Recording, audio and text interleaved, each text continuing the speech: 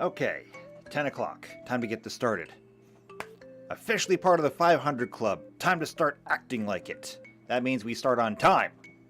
Because that's what people in the 500 Club do. They start on time. And so, I think I'm already a minute late. You know what? I'm sure I get like a minute's grace period either way. So, we'll be okay. I'm going to call this on time. So, everything else is turned off. The stream is turned on. We are ready to go. And now that's gone. So, hello! Shadowcat back, and we are back to work on the Tau. We are working on the Tau arsenal, because we already got our Taus made. Now we need to, get the things for them to use. So, that's what we're going to do today. And for that, we're going to need to have our browser and our spreadsheet, so we'll work on getting that together. So there's one, there's the other. Alright, so last time we were here, we knocked out the armor. So we got the Fire Warrior armor, we've got the Recon armor, and both of them have a very interesting trait where they are essentially cultural armors. Anybody who is humanoid, at least, can use Tau armor. However, when Tau wear it, because it's made for Tau, it works better for them, which is really good. It's decent armor on its own, and it's just better when Tau are wearing it. So Tau are going to want to, if you're playing Tau, you'll want to go ahead and get some of this. Now, I didn't see armor for Kroot. I didn't see armor for Vespid.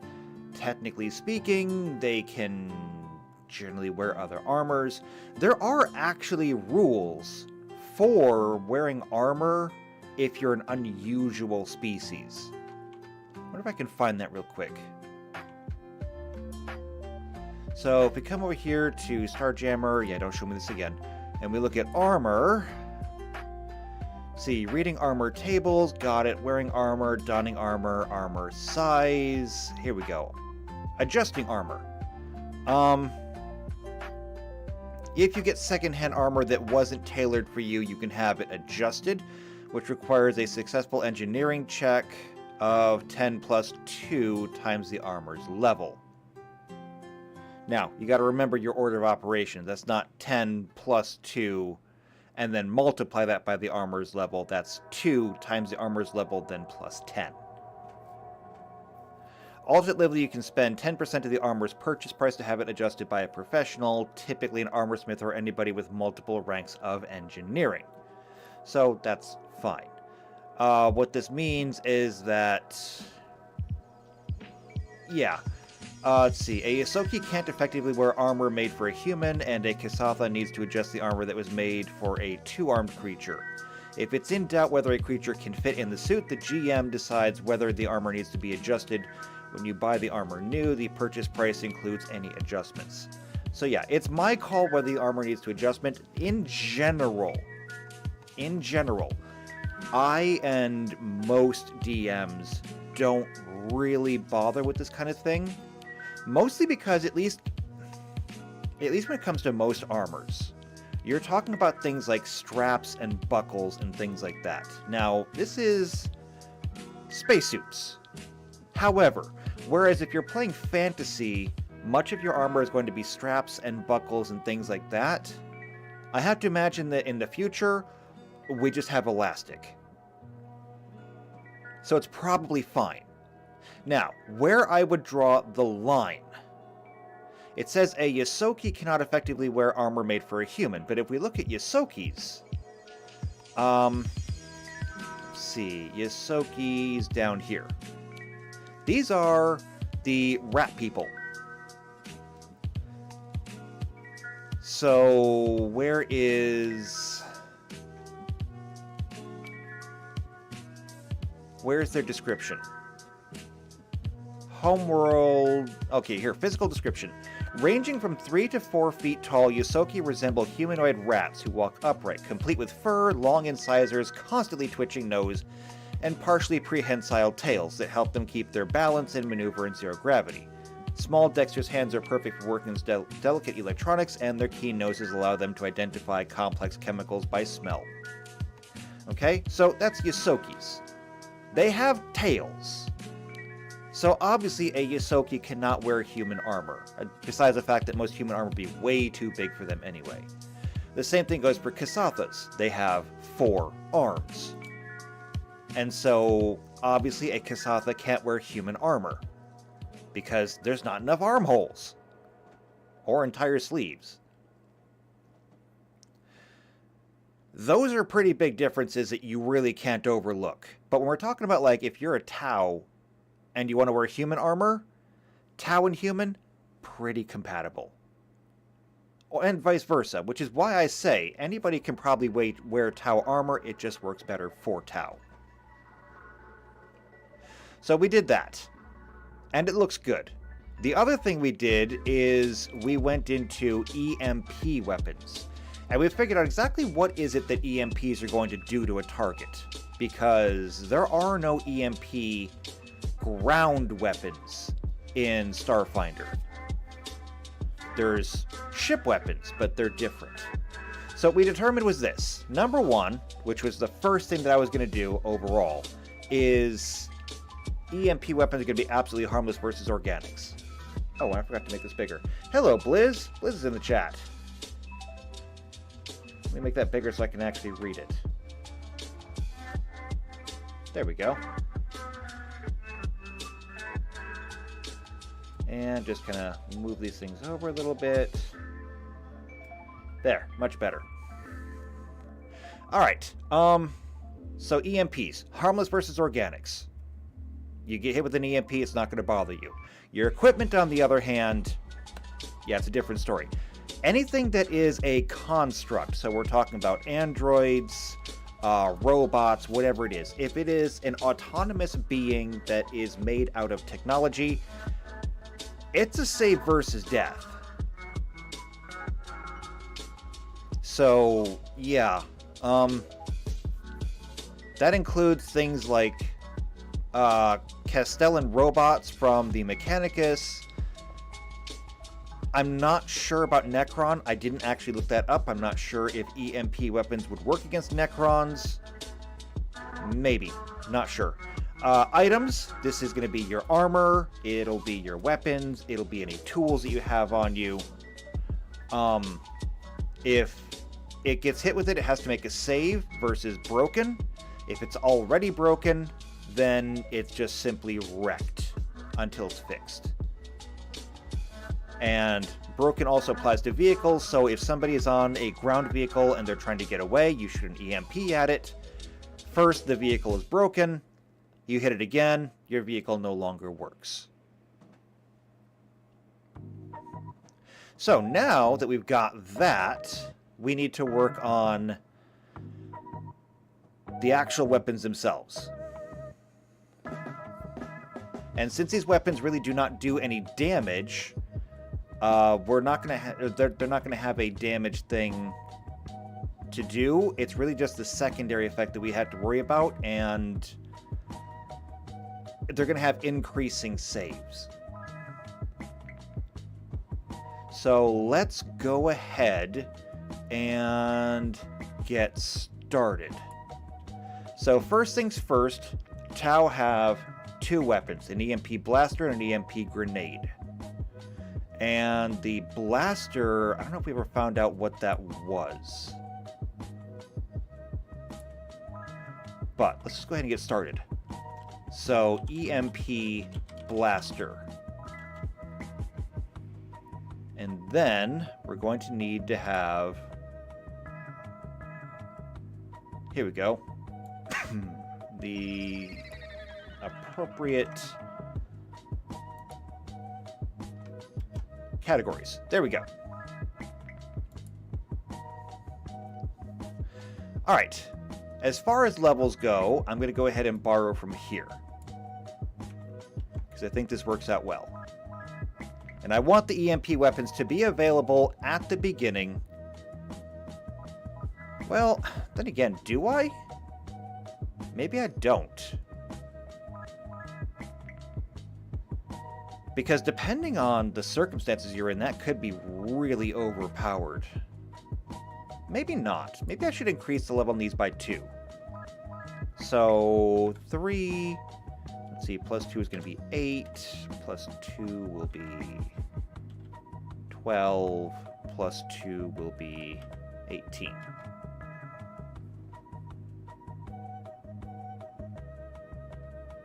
So that should be fine. And we'll need some names. So let's go with EMP Blaster Spark, EMP Blaster Jolt, EMP Blaster Arc, and EMP Blaster Flash. And yes, I know that Arc Flash is typically one word, or at least, you know, a single item, a single event, but I'm using it this way. You can't stop me. Okay, damage. It's not going to have any damage. What we need to figure out is what the DC on this is going to be. Now, for an EMP blaster, generally speaking, rule of thumb here is if something should be easy to overcome, rule of thumb is DC 5, a moderate challenge DC 10, a difficult challenge DC 15. Oh my god, hold on. No. Oh, this is brilliant, actually. Hey Tux, good to see you in the chat. Glad you're here. Instead of setting a static DC, what if we had a variable DC? So instead of rolling dice and saying it does this much damage, what if when a target gets shot by the EMP blaster, the DC is set by the damage roll? Meaning that all we got to do is figure out what kind of equivalent damage we want it to do, and then we can determine how many dice. So, at level 18, this EMP blaster should be all but, like, impossible to overcome. I mean, by level 18, you really deserve that. And so, an impossible DC would be something like 40. Because an impossible DC, you're looking at if you needed a fortitude save versus something. You're talking about a 40 DC, you would have to roll a perfect natural 20. And then you would need to a combination of both your natural will and whatever equipment you're wearing to have an additional plus 20. Plus 20 fortitude. 40 is basically like the upper limit of you just should not be able to do this. That doesn't mean you can't. It just means that you should not be able to. So, if 40 is what we wanted, why don't we go with D10s? Yeah, why don't we go with D10s? So, damage. It's going to be a fortitude save, DC 1d10. And then fortitude DC 2d10. Fortitude DC 3d10. And fortitude DC 4d10.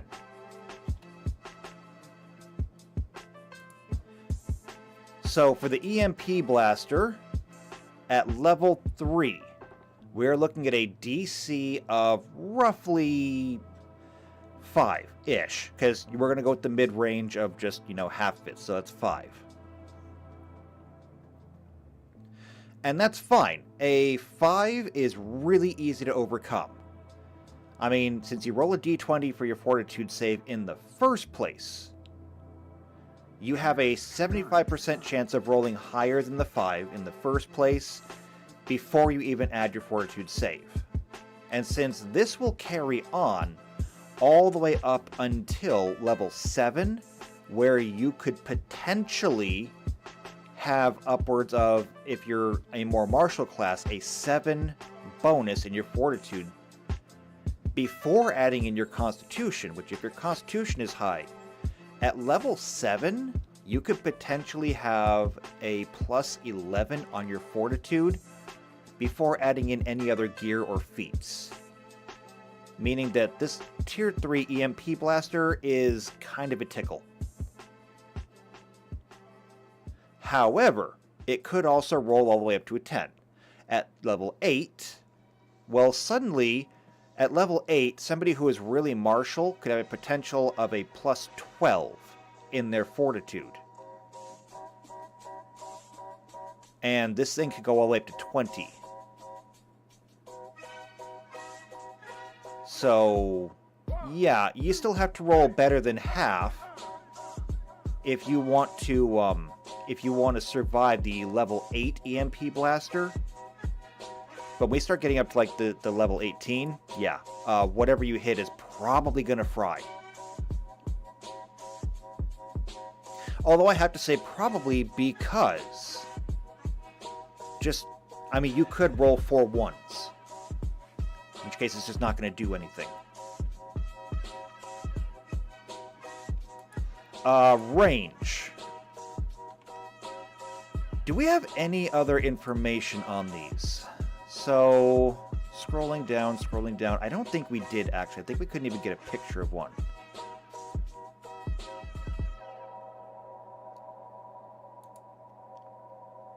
Yeah, we didn't even have a picture of one.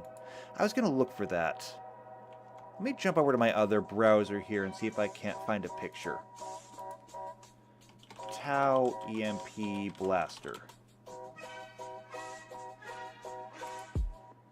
Images.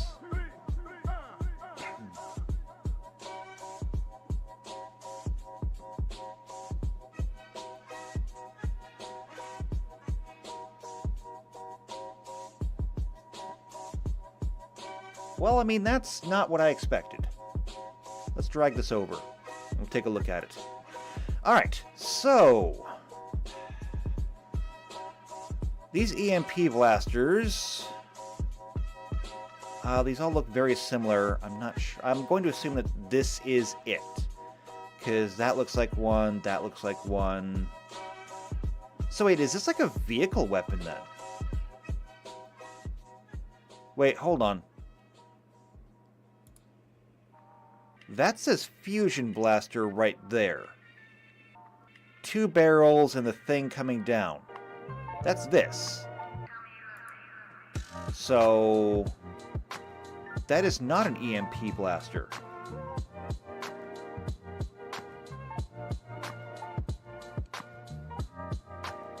That is an EMP discharge cannon.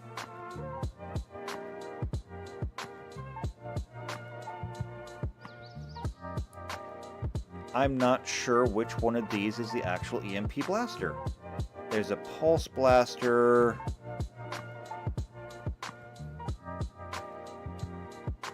Wow, and that's literally it. What if I comma that and separate my search results a little bit? Nope. That does not help. Okay, EMP blasters are issued exclusively to the XV-46 Vanguard Commander variant Void battlesuits. How about a picture of one of these? Can I get a picture of one of these? No.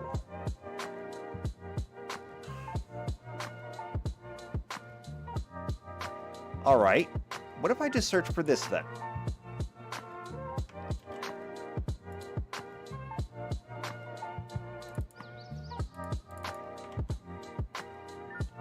What does this look like? Let's see. So, XV-46 Vanguard Battlesuit. It's kind of a bad picture. Looks like a neat model, though. Let's see. That's a Hazard Battlesuit.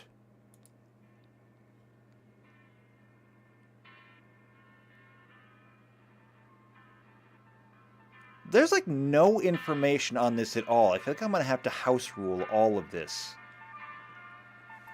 Which, you know, I'm not opposed to. I just feel like I shouldn't have to. So what do we got here?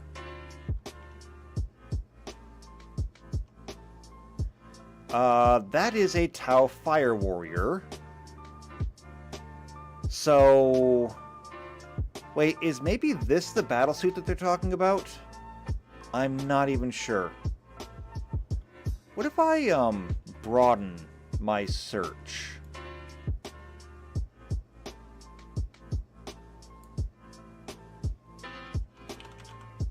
What about just Tau Void Battlesuit?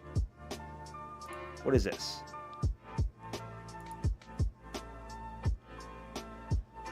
This is the Lexicanum website.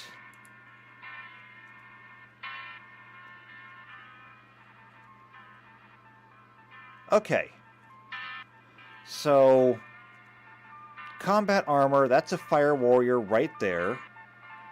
This is a stealth battlesuit. Now, I can't find a picture of the Void Battlesuit, but I have to assume that the Void Battlesuit and the Stealth Battlesuit are going to be roughly the same size. Which means that if the Void Battlesuit and the Stealth Battlesuit are roughly the same size, then the armaments for them must be too. Now, given that this is a battlesuit, perhaps we should be classifying this as powered armor, and perhaps we should go back and we should actually make some of these battlesuits as powered armor.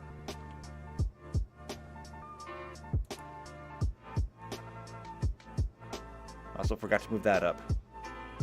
You guys gotta yell at me when this happens and you can't see what's going on. Also, JP's in the chat. Hello, JP. Good to see you here.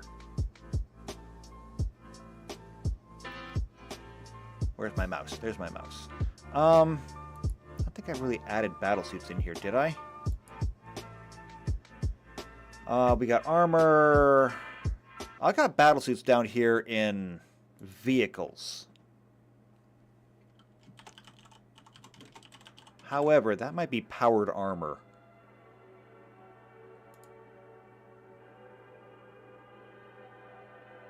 Yeah, I think that might be powered armor. And then some of these others will end up being...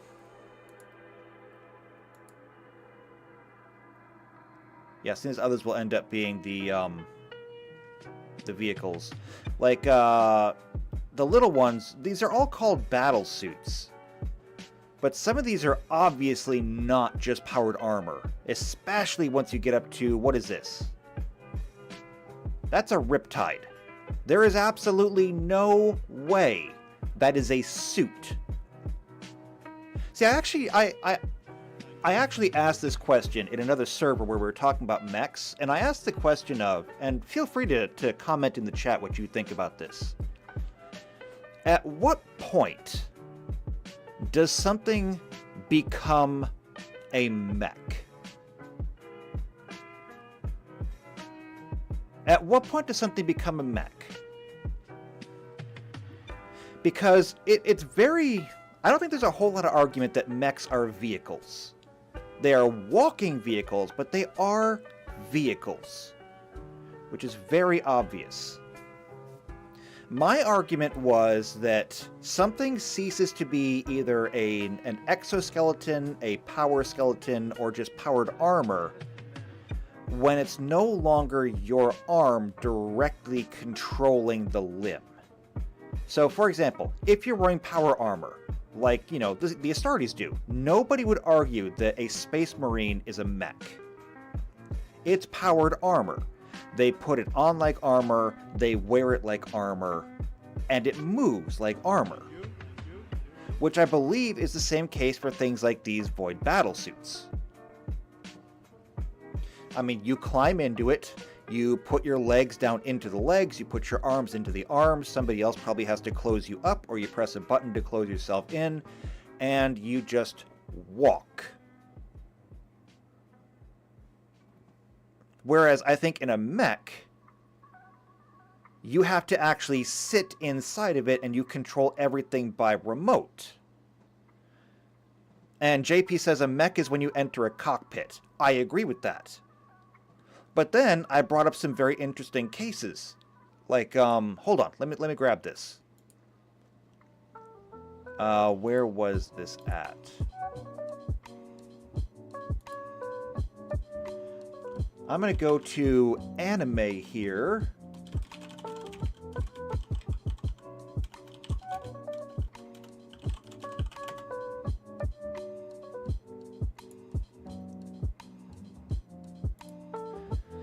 This is from an anime called Ghost in the Shell. If you've never seen Ghost in the Shell, absolutely go watch it. It's a fascinating anime. However, one of my favorite things out of Ghost in the Shell, aside from just, you know, androids in general, is the arm suit, or armored suit. These things are super cool, and they come in a couple of variations.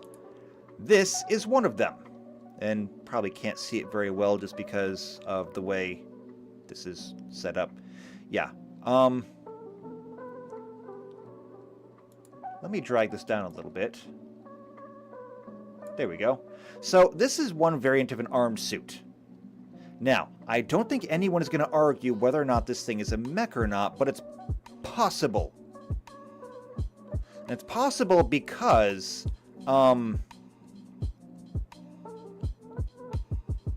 given the size, it is possible that you could have your legs in there, although it's not likely. And you don't really see this a whole lot, so there's not a whole lot to really go on.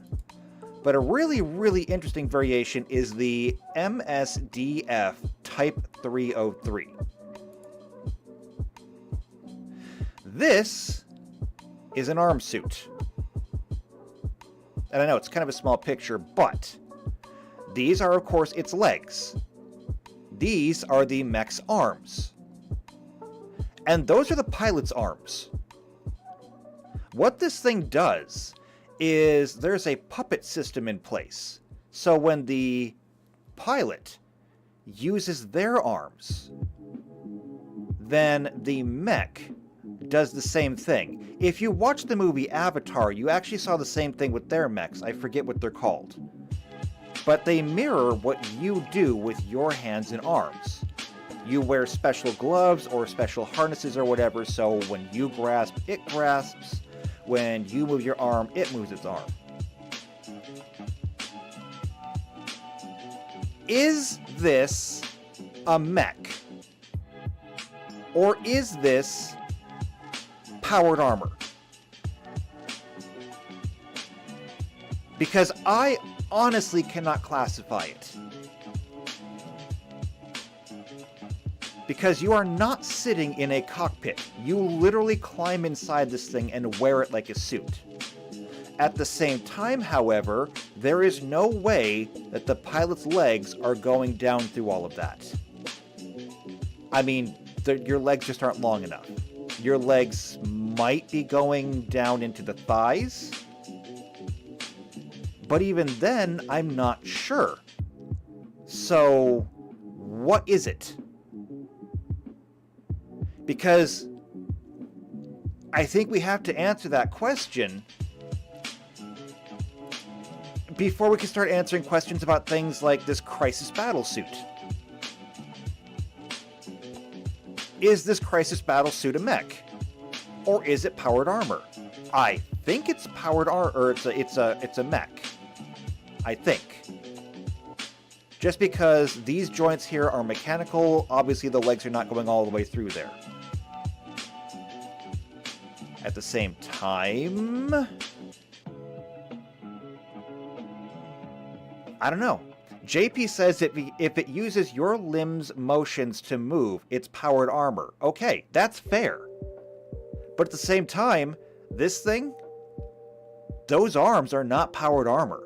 Those are completely mechanical.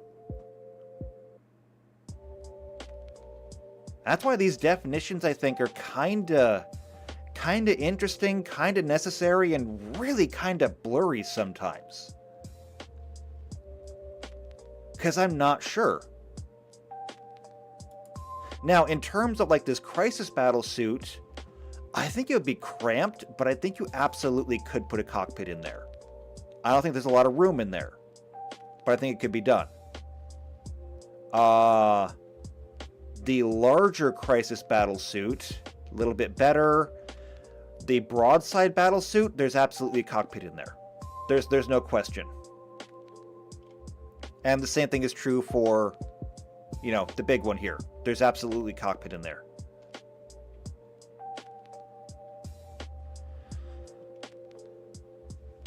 JP says, new category needed. There's definitely something needed.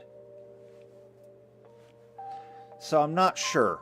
In terms of the Void battlesuit, though, since I cannot find a picture of it, I have to assume it's got to be something like the stealth battlesuit. I don't know what else to call it.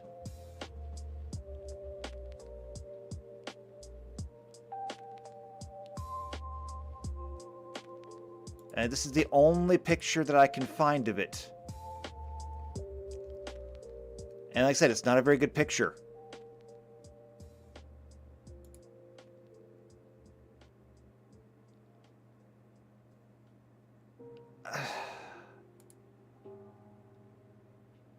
And I mean, I can't complain too much. It's someone's hobby. They don't need to be a photographer. They just make minis. Those knees look very mechanical, though. I don't know. I can't tell. I just can't tell. What about this picture? This says XV-46 Vanguard Void Battlesuit from Rogue Trader ?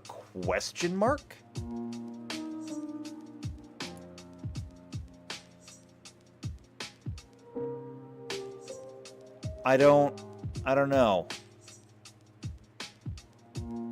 I mean, that doesn't even look like the other one. I can't make any kind of judgment from that.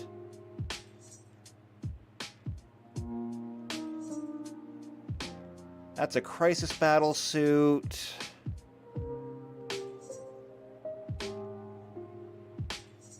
That's a crisis battle suit. Yeah, I don't know what to go on. I mean, this one's got all the weird spiky things on top of it. This one has a couple of, I don't know, antennas or something coming off the end. But it's got a pretty typical Tau head on there. This one, yeah, I don't even know what that's supposed to be.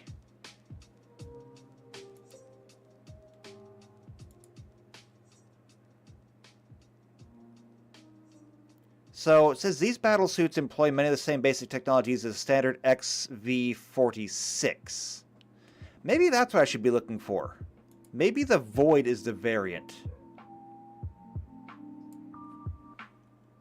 XV-46.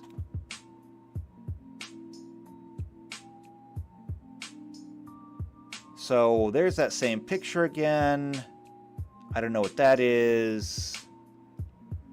That's the same picture again. It's like this battle suit doesn't even exist. It's weird. It's on the wiki. I'm sure there's probably something in a codex somewhere for it. But it's like there's no pictures of it anywhere.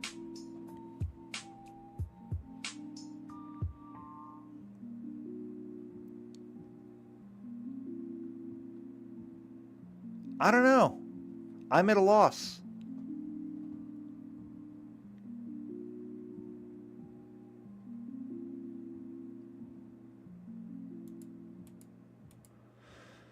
I'm going to close all those down. See, the real reason why I need to ask this is because we need to know whether our EMP weapon is supposed to be a handheld weapon or if it has to be a heavy weapon or a vehicle weapon. Because if it's supposed to be this if it's supposed to be a battle suit weapon exclusively, which is what it seems to be, because this does say that it is used exclusively with the Vanguard Commander Void Battlesuit. That might mean this has to be a heavy weapon.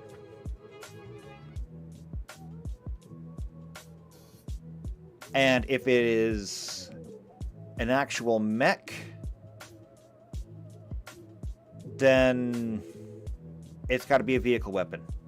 And that means that the grenades are for the infantry.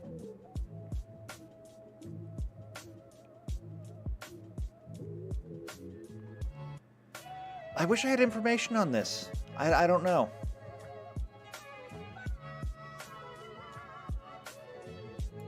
Let me do a quick Google search, not an image search.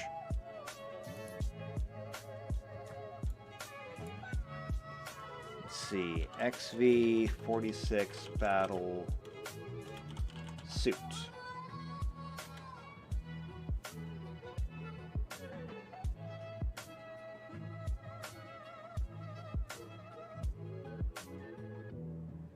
There's the wiki.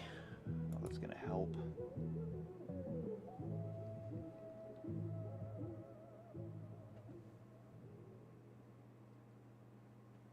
Okay. I got some good information here.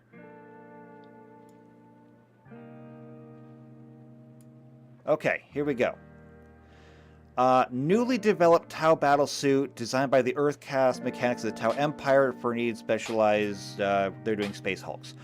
The primary function is the exploration of derelict void ships. While the Vanguard battlesuits are fairly bulky, they are not as large as the more common Crisis battlesuits and broadsides, which would struggle to maneuver through the restrictive wreckage and cramped interiors.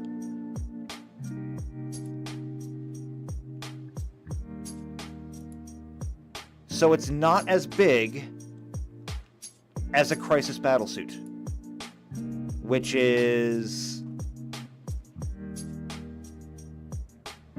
yeah, it's the yellow one right there.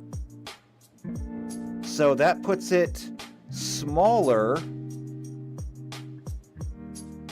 than this one, possibly bigger than the stealth suit, but also possibly not. And Tuck says, is Shadowcat making Gundam 40K wing? I am not.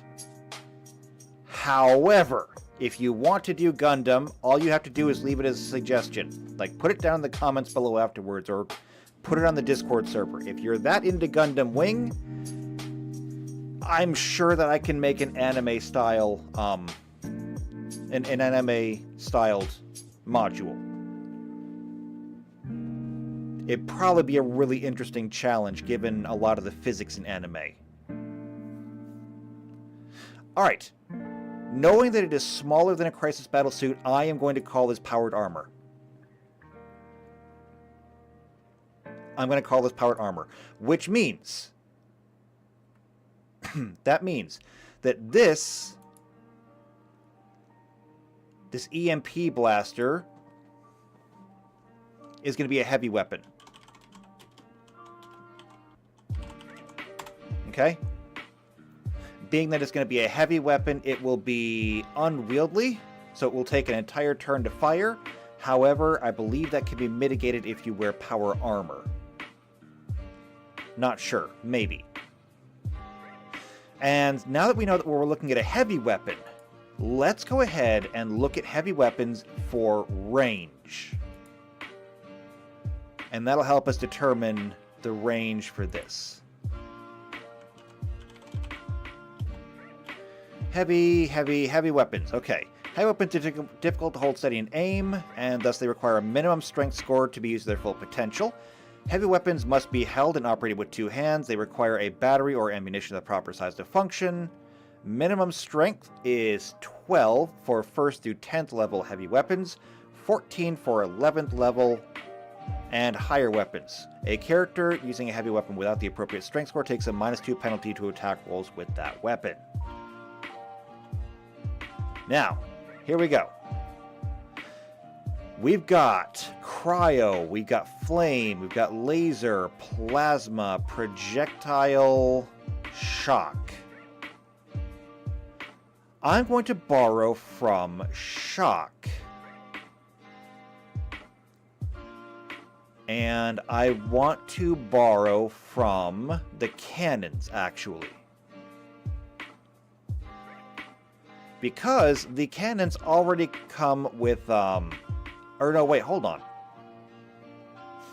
Maybe I don't, because these are line attacks.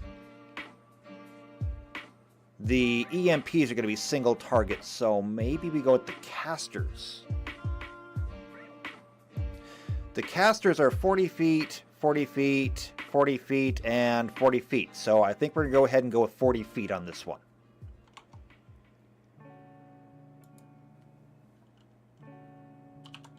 So 40 feet.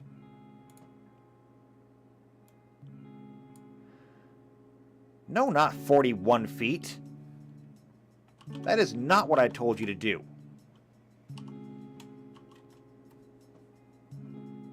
Now, criticals. If you happen to roll a critical with this thing, I'm going to say advantage.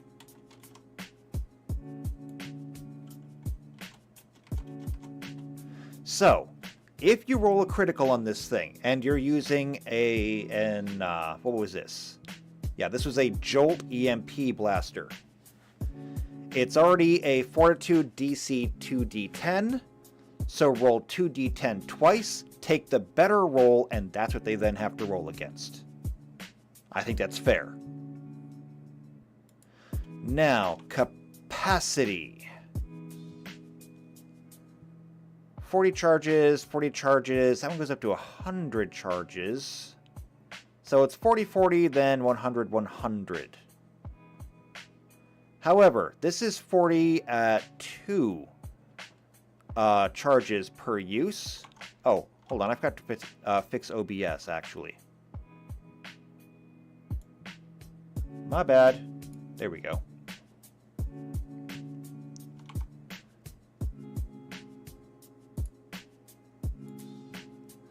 Alright, so, 40 charges at 2 each is 20 shots. 40 charges at 4 each is 10 shots. 100 charges at 10 each is 10 charges. 100 is at 10, so it's going to be about 10. So that's what I'm going to do. I'm just going to say capacity is going to be 10 charges. And usage is just going to be 1. I don't see reason to complicate things. Now, in terms of bulk, all of these are 2, so I'm just going to go with 2 on that one. And special is EMP.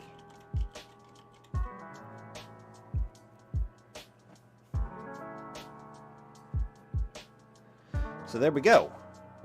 That is the EMP blaster. And it's pretty good. I like it. Is it going to be the most devastating weapon on the battlefield? Probably not, unless you're fighting robots of some kind.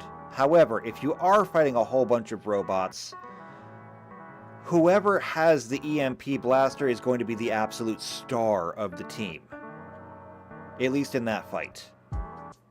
It's just, you might want to have some kind of powered armor to move it. Now, what about the EMP grenades?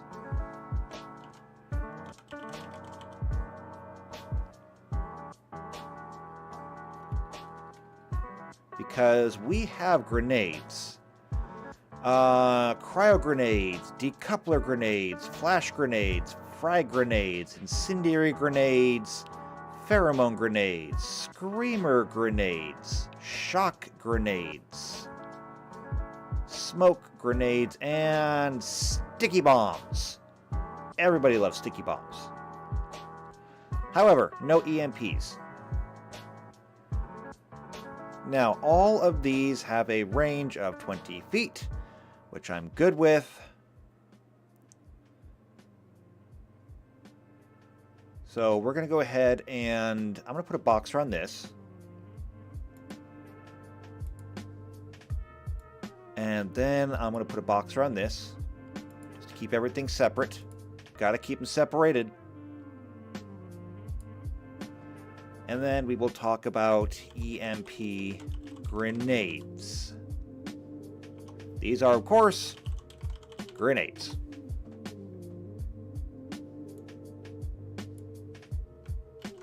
So we'll copy that, paste this down here. And I will go ahead and borrow my classifications. So EMP grenade. Well, actually, no. Grenades are just listed in tiers, aren't they? Yeah, 1, 2, 3, 4, 5, whatever. So EMP grenades 1, EMP. I can't type today. Grenades 2, EMP grenades 3, EMP grenades 4, and EMP grenade. Why don't we do 5? Grenades 5. Okay? So, if we were going to do this, I'm willing to let these go down to level 1. So, if we do that, then we just add 4 each time. So, plus 4 is 5, plus 4 is 9, plus 4 is 13, plus 4 is 17. Price, I'll work out later. Damage is going to be done the same way. Now, for the level 17 EMP grenades, I want the same thing, kinda. But it needs to be more easily divisible. Divisible by 5. Fortunately, we can do that because 5d8 is 40. And then we can simply drop it down.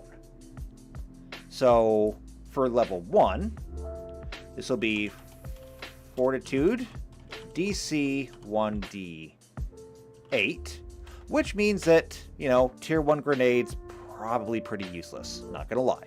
Still a chance though. So if you wanted to carry some grenades, I mean, they're grenades. Bulk is light. So grab a few of them. Although they are pretty expensive, not gonna lie.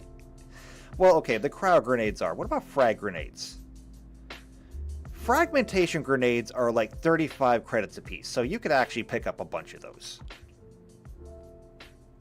EMP grenades are probably going to be on the more expensive side, though, not going to lie. So, Fortitude,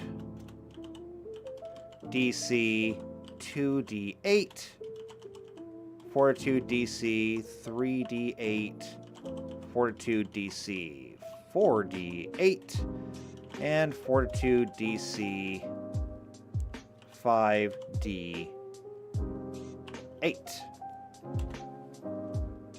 So, taking the laws of averages, since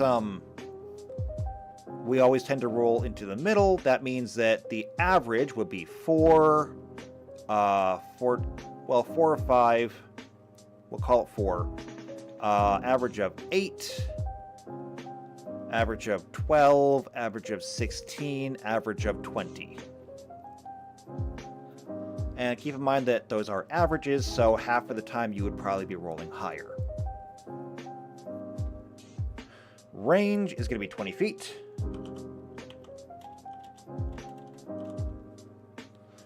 Critical is going to be advantage, same as before. Capacity is drawn.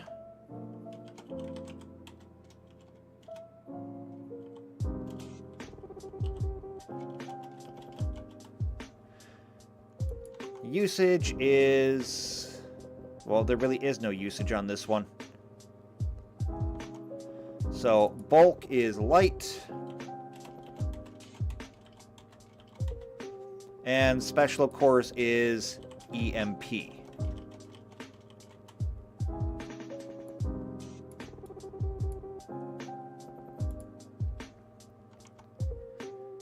And there we go. That makes that super easy. EMP grenades are just real simple. Pull it out, pull the pin, throw the grenade.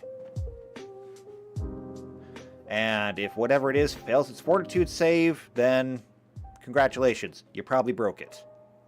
And the fun thing is this. All of this stuff applies to everything in the area.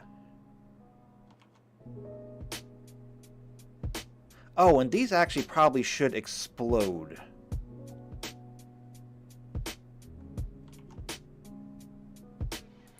So these should probably have a range on them. What's a good range? Let's take a look at the shock grenades for a good range.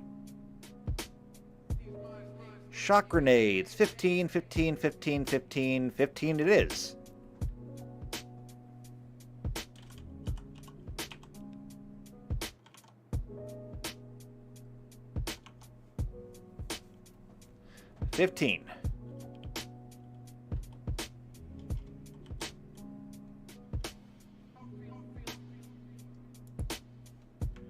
So, copy. Yes. Yes. Okay, there we go. So, it does apply to everyone and everything in the area. That actually makes that makes the grenades a bit more worth it. Now it's not just one target, it's a whole bunch of targets. So if there's a whole bunch of robots in one area, there you go. If there's guys in power armor, throw the grenade, there you go. And since this applies in an area of effect, it's not just the target you're hitting, but all of their gear at once. Because you hit them with the EMP grenade, if it's a robot, sure, it's got to make a save versus death. However, if the robot's wearing any kind of armor, the armor has to make a save. If it's carrying a weapon, the weapon has to make a save. If it's got gear on it, all of its gear has to make saves. It's a bit like being caught on fire. You're going to be rolling dice for a while. And praying that your gear survives. So let's go ahead and call that one good, and then we can move on. Yeah, there's a lot going into all the EMP stuff, but that's good. I like the more complex stuff. What do we have next? After we got done with those. Turquoise, green, there we go. The equalizer. The hell's the equalizer? I forgot. Equalizer. Tau War Gear. Okay, EMPs, Equalizer. It is a close combat weapon utilized exclusively by members of the ethereal caste. Equalizers are carried in pairs, similar to the appearance of batons. They serve as badges of an ethereal's office, and also double as a potent self-defense weapon. Each equalizer contains a powerful disruption field that can shatter armor and bone on impact. Okay.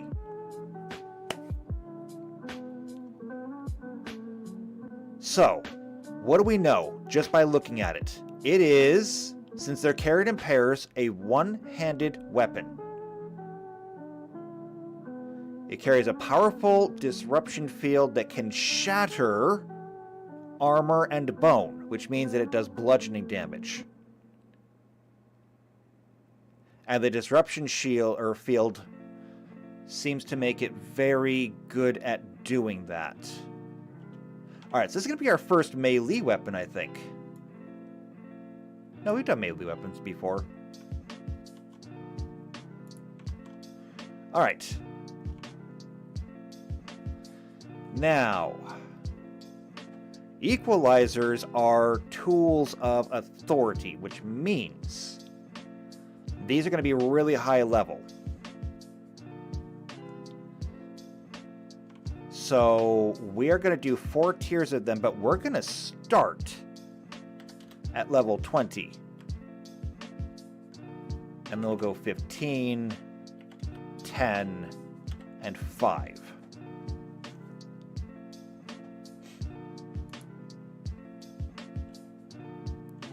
Now, we need a naming convention for these. Ideas. What should we use as a naming convention for these? Because we'll need 4 tiers of them. And while I wait for suggestions, I'm going to look up here. See what I need for these weapons.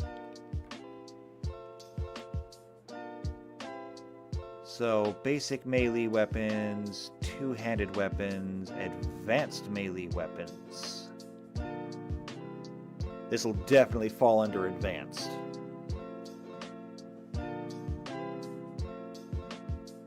Let's see, weapon, level, price, damage, critical, bulk. Okay, so we've got everything we need here.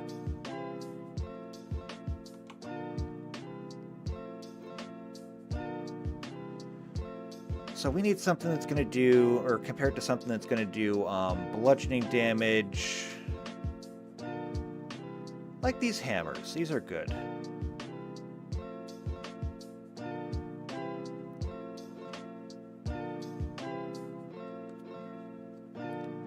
JP just says tier 1, tier 2, etc. Oh, that's kind of boring, though. PC Unicorn says Zappy and Bigger Zappy. They're not electric, though. They do bludgeoning damage. And they're supposed to be prestigious. We need something royal, something regal.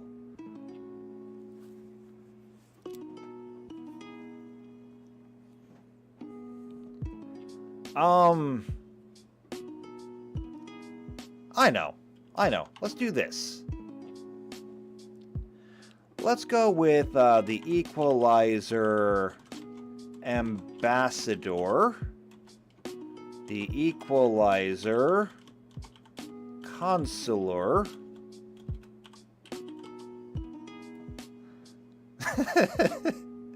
no, JP, I don't think I can do that one. Let's see. The Equalizer Consular, Equalizer, what next?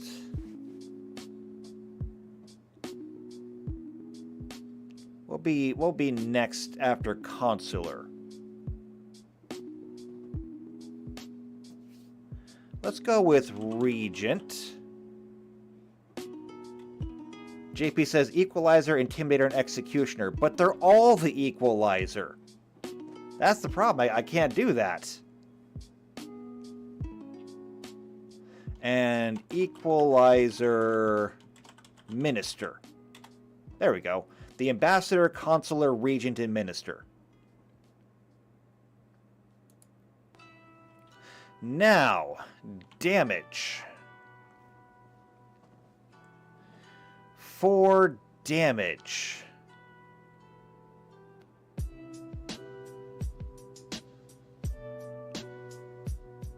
I need something that I can really compare it to. I mean, the hammers are good. I like the hammers. Are we still in one-handed, though? Sonic, Plasma. Yeah, these are all one-handed. These are advanced melee weapons. These are all one-handed. JP says the Equalizer, Equalizer XL, Equalizer Big Gulp. They still offer the Big Gulp anymore? I don't know. It's been almost a decade since I've set foot inside of a 7-Eleven. I miss their hot dogs. Like, I know they weren't actually food, but honestly, it doesn't matter when you got a great big 7-Eleven hot dog and you throw chili and cheese on it. You know it's giving you cancer and you just don't care.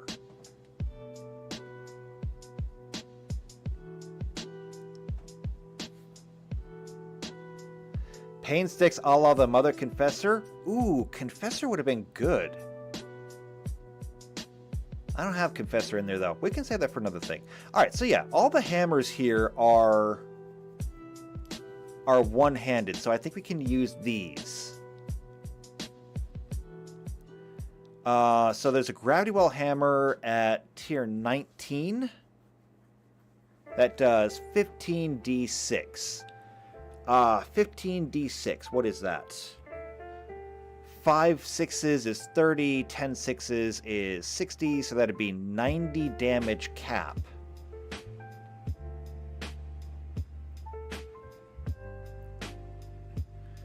Which, I mean, it does say it's powered, so that is probably why the damage is so very high compared to some of these others, because, like, this Dimensional Slice Longsword does 14d8. That's like the only thing I think that goes higher. Like 8d12s is 8 times 12. 72? I think it's 72. No. Yes? Why can't I do basic math today? Why can't I do basic anything today? Today's been a rough morning so far. 8 times 12. 96. What's wrong with me?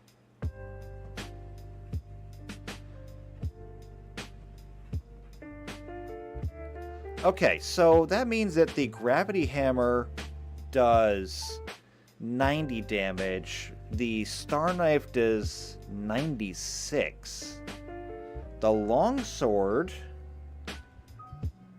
14d8 is 112. Honestly, what is the hammer giving us here that the Star Knife and the Longsword aren't? Because what are you getting out of having to actually change batteries on your hammer?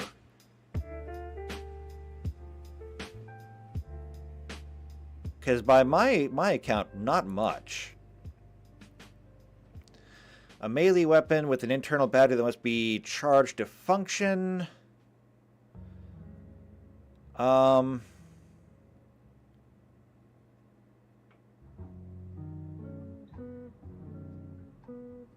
I don't know what you're really gaining on this hammer.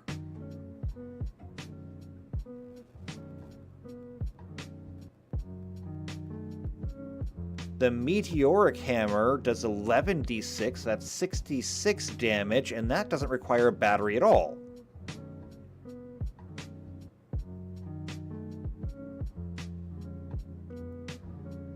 JP says, put a booster on the back of the hammerhead, make the Yato Hammer?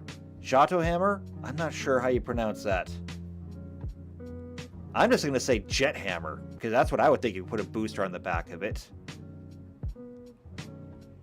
However, having these be powered, I think, is really a good idea. I also think that these need to have, like, the ability to sunder.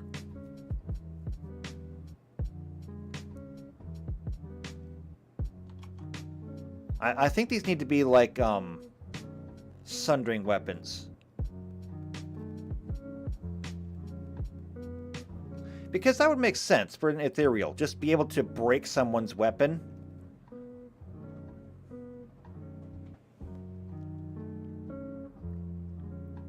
Now, I don't think that's actually a skill you see in these.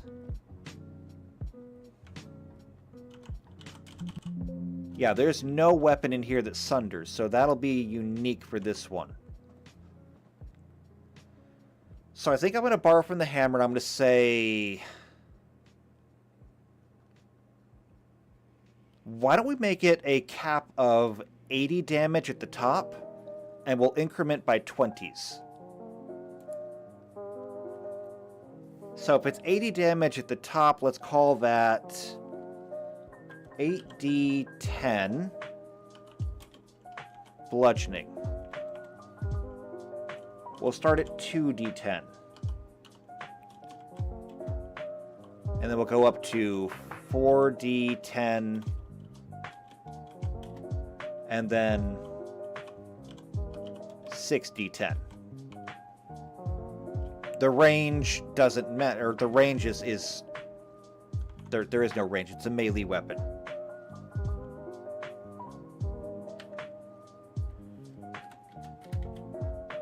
No, don't do that. There we go.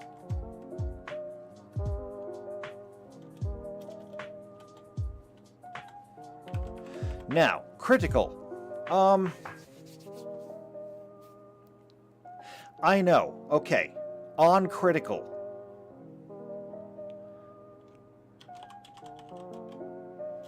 On critical, it will sunder. So you can pick whatever you want when you hit them, and you can make a sunder attempt against it. Whether it's their weapon, whether it's their armor, don't care. If you crit, you get to sunder something. Or at least attempt to sunder. Now, capacity. Because this is a powered weapon, it has a disruption field built in.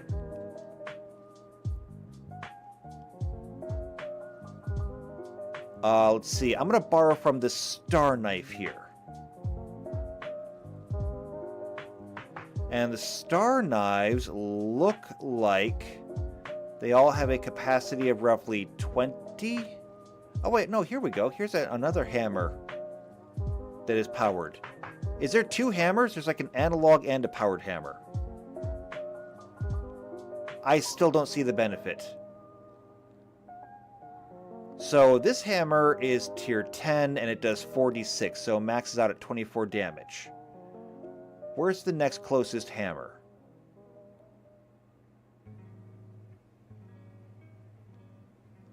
Way down there. Okay, that's a bad example then. What about up here? It's the meteoric hammer. Okay, so there's like no comparisons between the hammers. So I'm just going to ignore them from now on. I'm going to say capacity is going to be 20.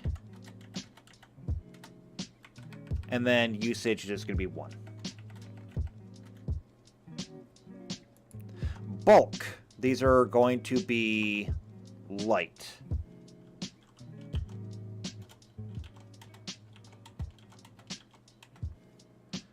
And then special. They are powered. And that's really about it. Normally they would put the amount of power over here, but we've taken care of that in the capacity and usage area. So here we go. Equalizers. It's an advanced melee one-handed.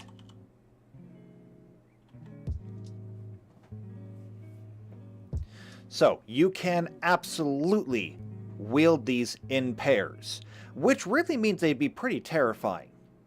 Because if you just went in there and started swinging these things, I'd say sooner or later you're going to probably hit a crit at some point.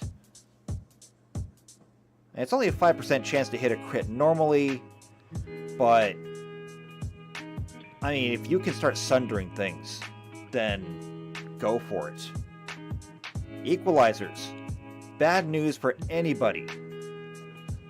Now, it does say that these are carried by the Ethereals, but it's because of the status they represent. That does not mean that no one else could use it. Anybody who picks up an Equalizer will be able to use it. It would just be really hard to find one outside of an Ethereal.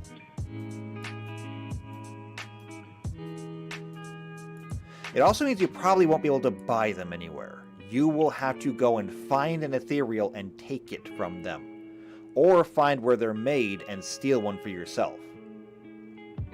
Either way, if that's the way you want to go, I can write the campaign in that direction.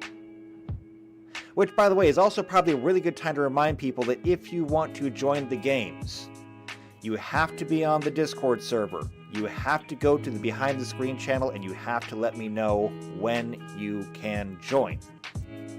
Because if you don't do that, you can't play.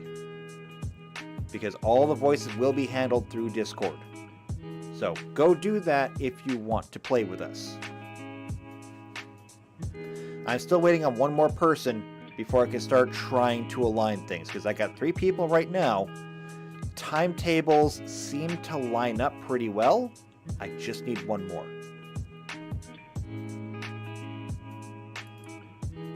And the first game will be Star Trek, not Warhammer. And that is turquoise. There we go. Okay. Ion weapons.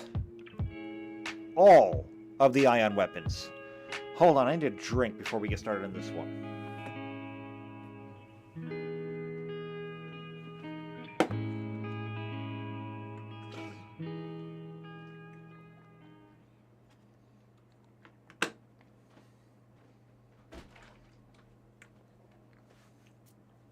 All right, what are we doing with ion weapons?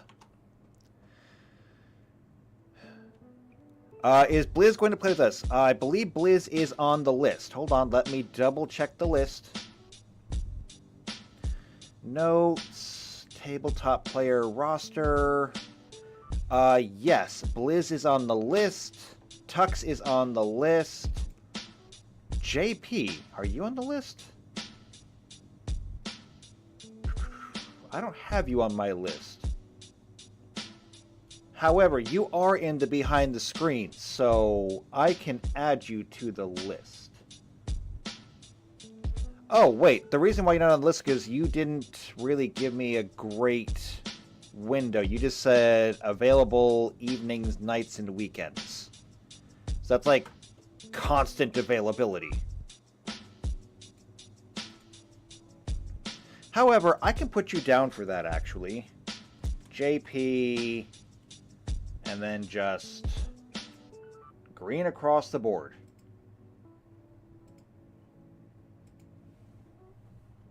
I guess.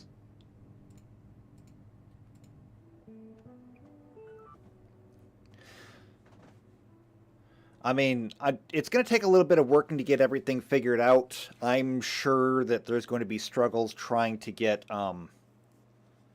everyone straightened out. But yeah, I've got 3 people ready to go right now. I just need a 4th. We have to have a 4th. I mean, you don't necessarily need 4 people, but I don't want to start with less.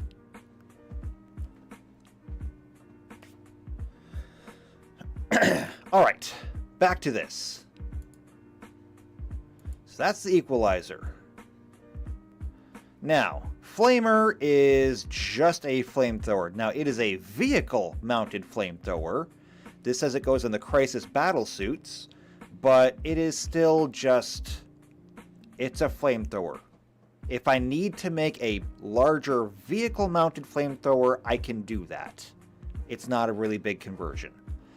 Honor Blade, close combat weapon utilized by members of the Ethereal Cast. It's an axe.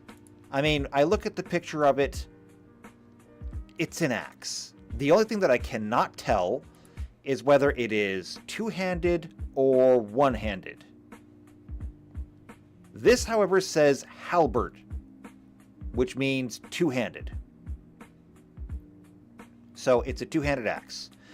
Now, ion weapons.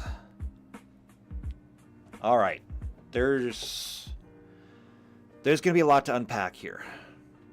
So let's read. Ion weapon technology was originally given to the Tau Empire by the Demiurge. Since then, the technology has been adapted to be used in various directed energy weapons. Ion weapons unleash high-energy streams of ionized subatomic particles, vaporizing flesh and metal with equal ease. These high-energy ions are accelerated by an electromagnetic field and react explosively with the target as a result of the direct transfer of energy at the atomic level. The recent discovery of the mortonium power source revolutionized the technological possibilities for ion weapons, allowing smaller weapons to be built. Ion weapons using this power source can be overcharged, which generates far more powerful blasts. However, doing so exposes the wielder or vehicle to the dangerous ionizing radiation emitted by mortonium and risks overloading the weapon's primary power cells. So, what can we unpack from that? Number one, it is a powered weapon, which we kind of already knew that it would be. So it runs on energy cells. It will need to have an energy cell capacity and usage. It is a disintegrating weapon, vaporizing flesh and metal with equal ease. Now we have an entire category for disintegrating weapons.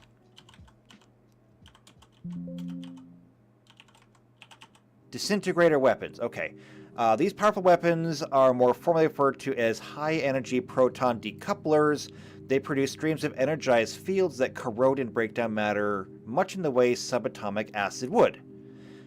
Except in this case, we're talking about line weapons, which I think all of these will be. I believe there's going to be beams and lines, and yeah. However, since their effects appear to turn metal to slag, plastic to noxious vapor, and flesh to goo, they're commonly known as disintegrators. Now, even though that's what it says, these are the first ones we get. These are pistols. We have cost eject and we have glove needlers. But these are all injection weapons. Costo lances are two-handed weapons. And that's about it. Even when we look at these, a Costo Lance, drawing upon the same design inspirations as the Cost Eject, this larger weapon designed to resemble an assault rifle rather than a pistol. As with its smaller cousin, it uses a battery to generate an acidic field to inject directly into its target, but it can also handle and discharge the substances that are poured into a special tank that is attached to the weapon's barrel. So, it's basically a really nasty super soaker. Completely different than what we're making.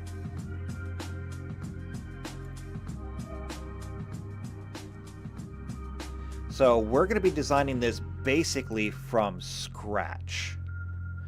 So it's going to be a powered weapon. It's going to be a disintegrating weapon. It's going to be a line weapon,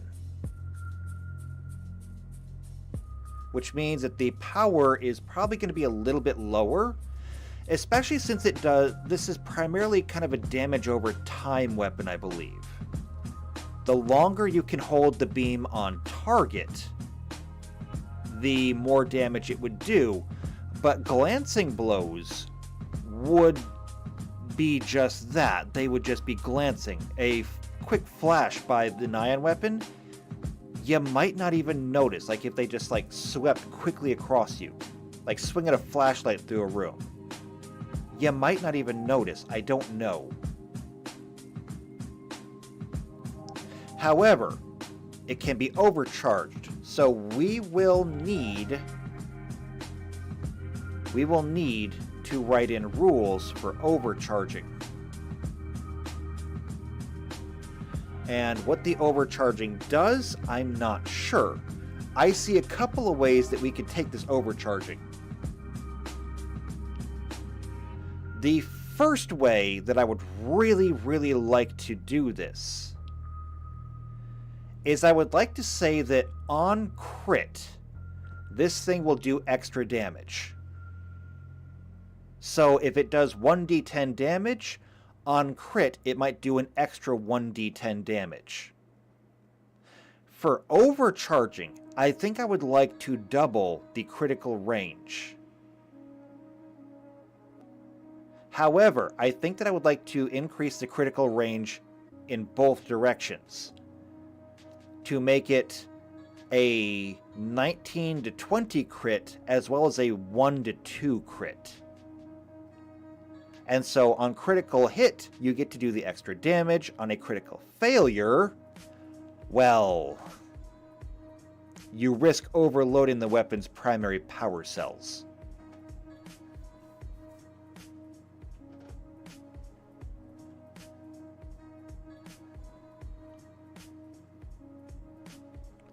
And how we handle that, I'm not sure.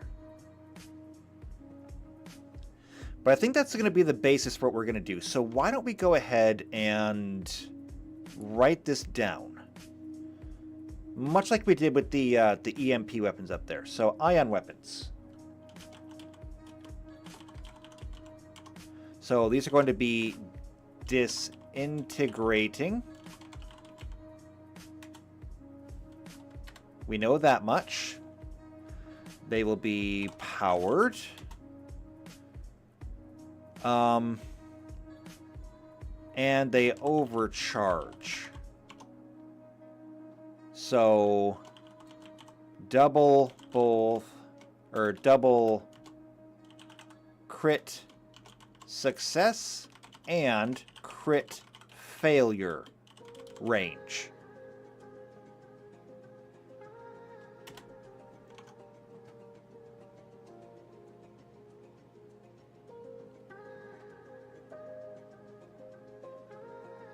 Now, this does say that they react explosively with the target as a result of the direct transfer of energy at an atomic level.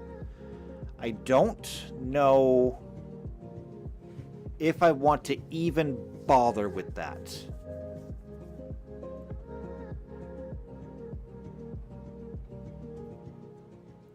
That could be our crit effect. I mean, perhaps we could make the crit effect where if you actually roll a crit, it does explosive damage. It's not the first gun we've designed like this. We could easily make it so that there's an explosion on crit. I believe it was the radium weapons for the Skitarii that had something similar.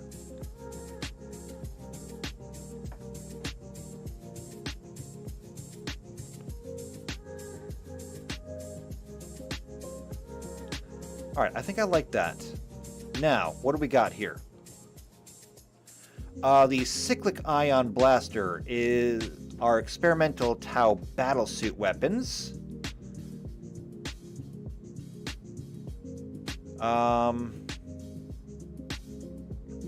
Okay. The Ion Rifle is developed for infantry. Okay, so we're talking about for battlesuits. We're not talking about like stealth battlesuits or void battlesuits. We're talking like Crisis or Riptides. So, vehicle weapon. The Ion Rifle, used by Tau Pathfinders. This is an infantry weapon, so it's just going to be a long arm. The Cannon, commonly found in the primary turret of the Hammerhead. So, vehicle weapon. The Accelerator, used by the experimental Riptide battlesuit, Riptides, vehicle weapon. Ion Discharge, used by the Yavara battlesuit, vehicle weapon. Phased Ion Gun, used by Hazard battlesuits, vehicle weapon. Quad Iron Turret is essentially a battery of four linked ion rifles, uses for the Razor Shark. So, vehicle weapon. And then we get to the Arca Cannon. Alright, so most of these are going to be vehicle weapons. We'll start with the Ion Rifle, though.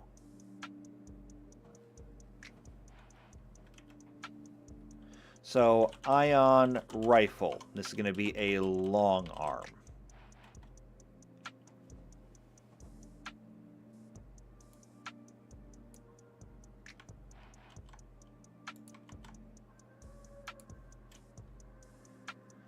Now, I don't even know if we have any disintegrator weapons to go with. But, alright, we need a naming convention for this one too. Something, hopefully, to fit, like, its disintegrating abilities. I don't want to just call it ion rifle 1, 2, 3, and 4. That seems boring. The grenades did that, but, I mean, we're not going to do that for all of them. And levels. I know it's an infantry weapon, but it's made for, like, Pathfinders. So, kind of elites. I think I'm going to borrow this one.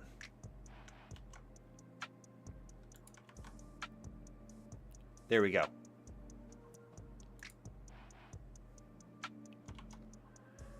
And I'm going to look and see...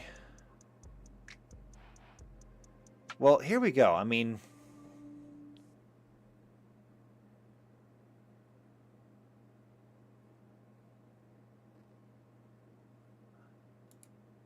This is a rifle. Let's see. Injection. The weapon or its ammunition can be filled with a drug, injury, poison, or medical compound. Unsuccessful attack with the weapon.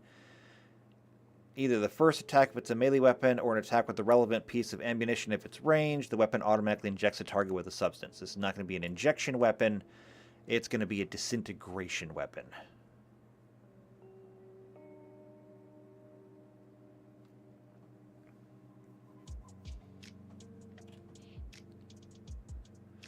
All of these basically cap out at 60, though.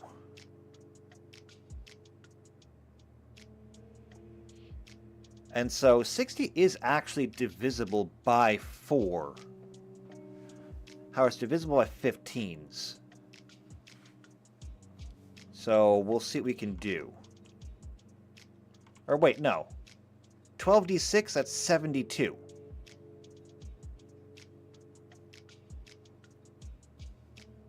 5 12s is 60. 72 divided by 4 is 18. That does not divide well.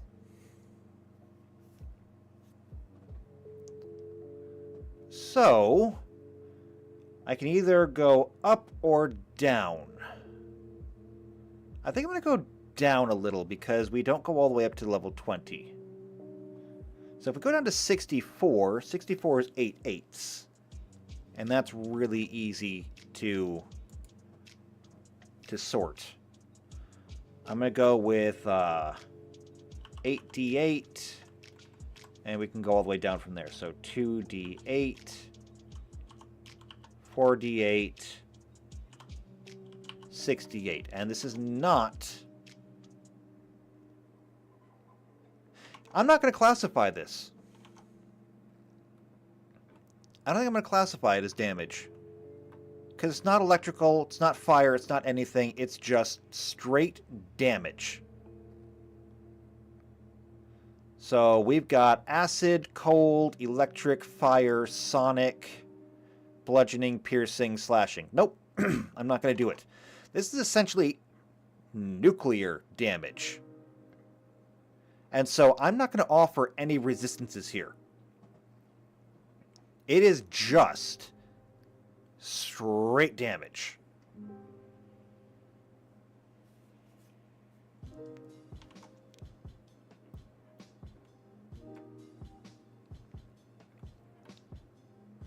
Now, given that it is a line attack,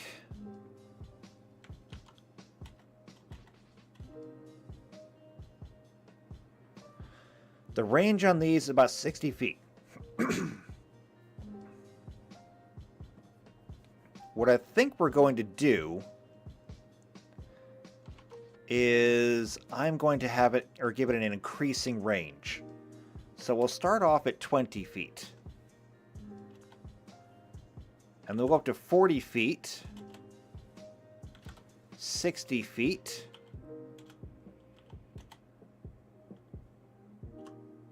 and then 80 feet at the top.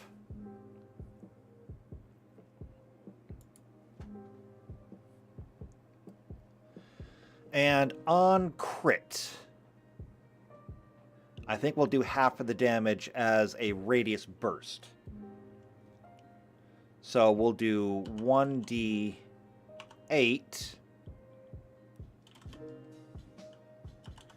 10 feet. And we'll just halve the range. Well, no. Let's go quarter range, actually. Quarter range. So 5 feet. It's going to be 2d8. 10 feet. And then 3d8. 15 feet. And then 4d8. 20 feet. Now, capacities. Like most line weapons, these usually have a climbing usage. So I'm going to go ahead and...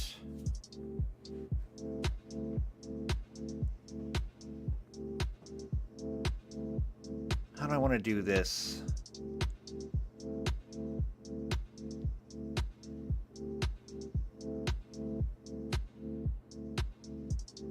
I'm going to try this. Let's do this. Capacity for the basic one is just going to be 10 charges, and use 1. Now, if I were to double that and just say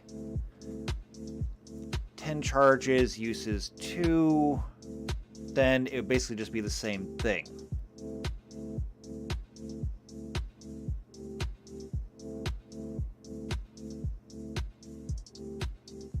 But really, as the damage and the range increases, it's got to have some kind of limitation on it. But wait, I already have a limitation built into it, and that's going to be the overcharge.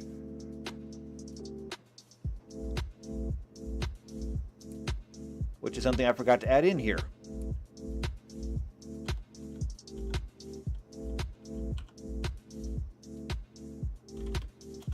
So, double crit success, crit failure range, and ammo usage.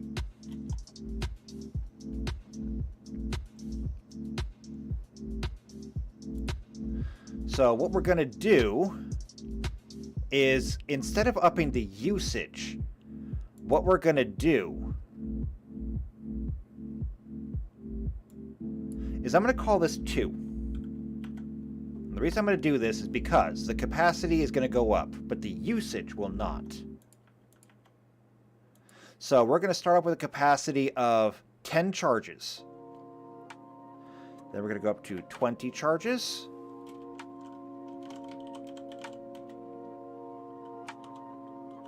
30 charges. And 40 charges. Meaning that the usage doesn't actually change, but each one gets a progressively better magazine. And so the level 3 gun that we still need a name for will get 5 shots. However, if you overcharge this thing, you're only going to get 1 normal shot and 2 overcharges. With the next tier, you can actually overcharge 5 shots. With the tier or the level 12 rifle, you'll be able to overcharge 15 shots. No, wait, I did that wrong. Usage is doubled, so 4. So 5 shots at 30. 30 doesn't divide by 4, so 28. You get 7 overcharges and 1 normal shot. And then at level 18, you would get 10 overcharged shots. Or 20 regular shots. I mean, your choice.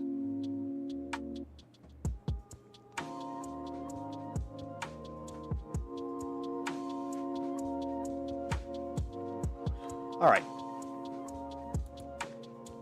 We need some names here for tiers. So, ion rifle.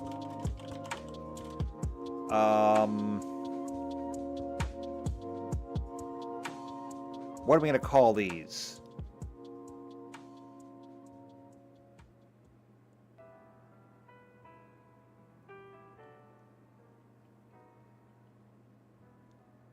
let's go with the sun. So let's go with ion rifle light. Actually, no. I take it back. I'm gonna violate what I literally just said when I said I don't want to just give them tiers. But I'm going to say first degree, ion rifle second degree, ion rifle third degree, and ion rifle fourth. Yeah, fourth degree. Why? Because it burns. And yes, fourth degree burns are a thing. Don't look up the pictures.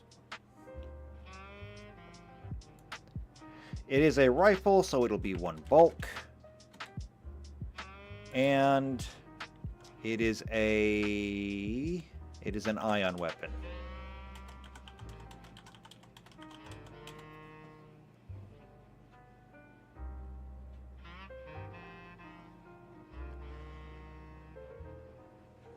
Alright, well, that looks like a very interesting weapon.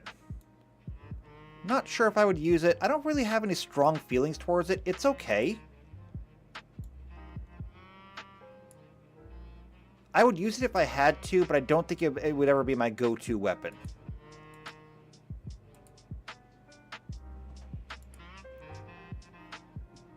It's really just okay.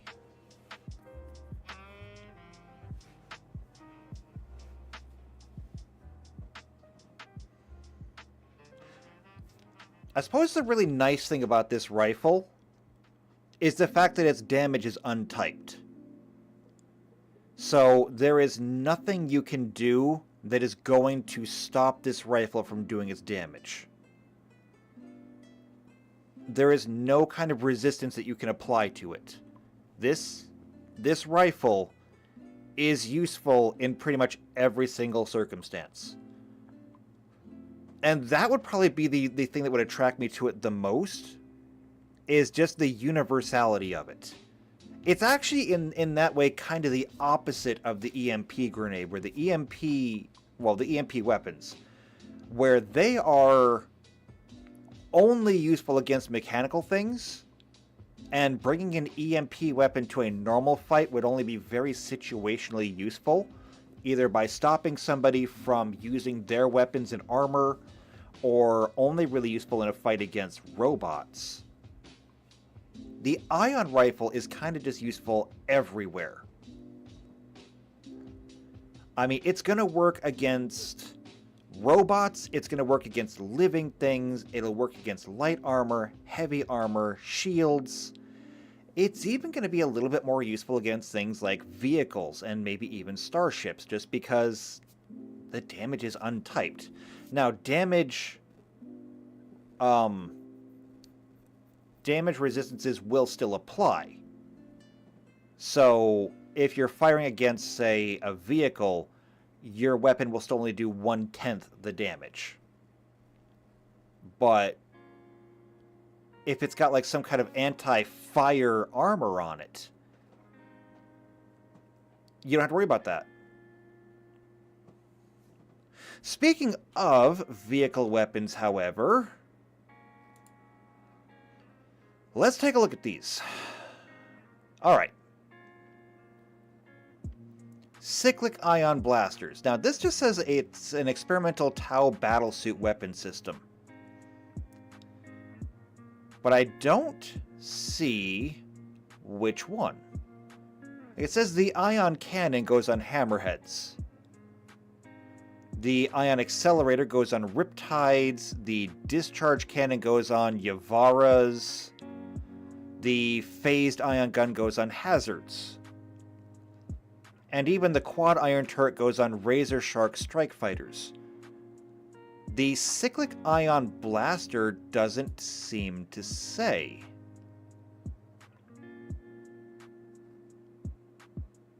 Oh wait, here we go.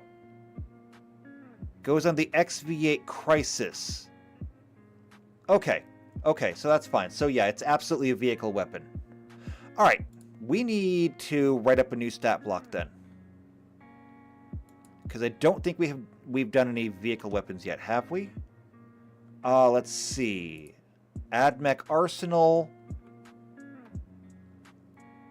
We've got pistols, rifles, Serpenta blasters, galvanic rifles. We've got shields. No, we didn't do anything there. Astartes stuff? No, we made bolters, but that was it. Alright, so we will have to actually make our first block for a vehicle weapon. So this is going to be the, what was it, cyclic ion blaster? Nope, not that one. Yeah, cyclic ion blaster.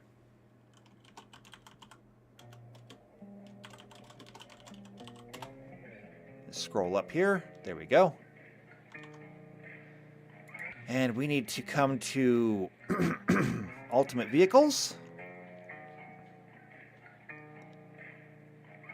I get a headache every time I just navigate to this page. I really do. Still one of the worst written pages ever. I should honestly rewrite it myself. Alright. Weapons, weapons, weapons. Here we go.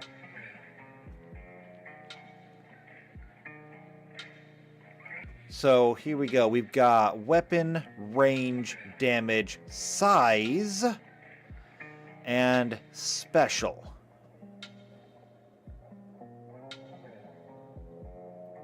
So let's write that down. So weapon, range,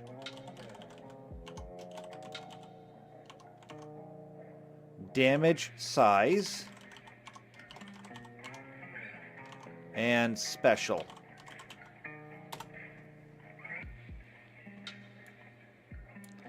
I'm going to bold those just so they pop out a little bit more.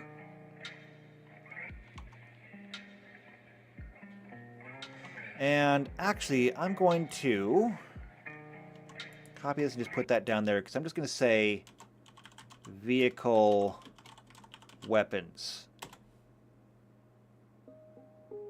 Well, okay, vehicle ion weapons, because we might have more later on. Vehicle ion weapons.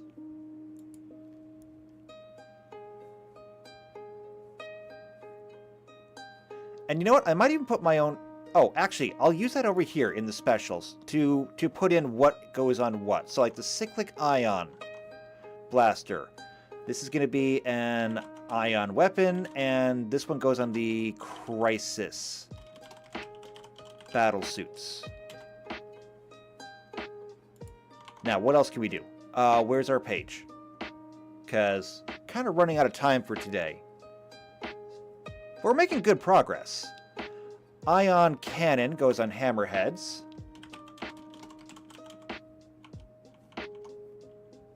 Ion hammerhead. To say primarily the turret weapon on hammerheads, though numerous other Tau aircraft and void ships also make use of them. Doesn't say battlesuits, though. The ion accelerator is for the Riptide.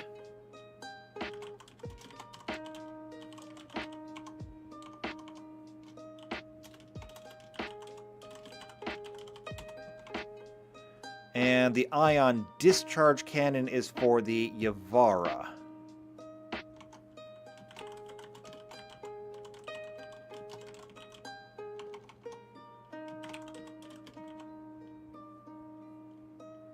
How do you spell that? Apostrophe Vara. And then the phased ion gun goes on hazards.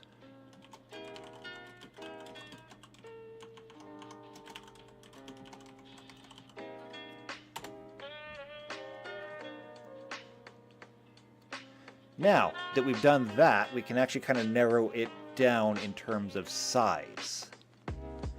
Because crisis battlesuits, in terms of vehicles, are kind of small. So for size, we could put any. However, ion cannons, which are mounted on both hammerheads and ships, these have got to be large. And the reason why is because when we look at these,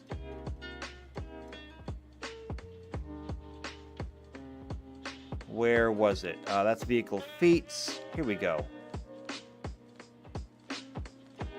Paint jobs. Wait, no, that's the luxury stuff. Here we go. Vehicle weapon small, vehicle weapon medium, vehicle weapon large is right there.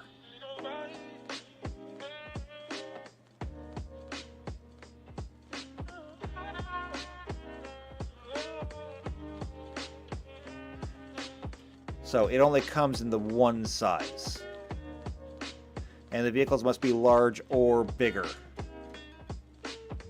So hammerheads will have to be large vehicles, whereas your crisis battle suits can technically be small for a vehicle at least. Riptides are big mechs. I'm going to call these large. Yavaras, what is a Yavara?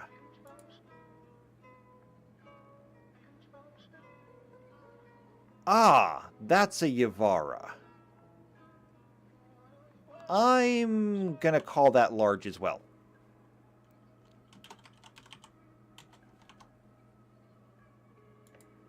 And then hazard battle suits.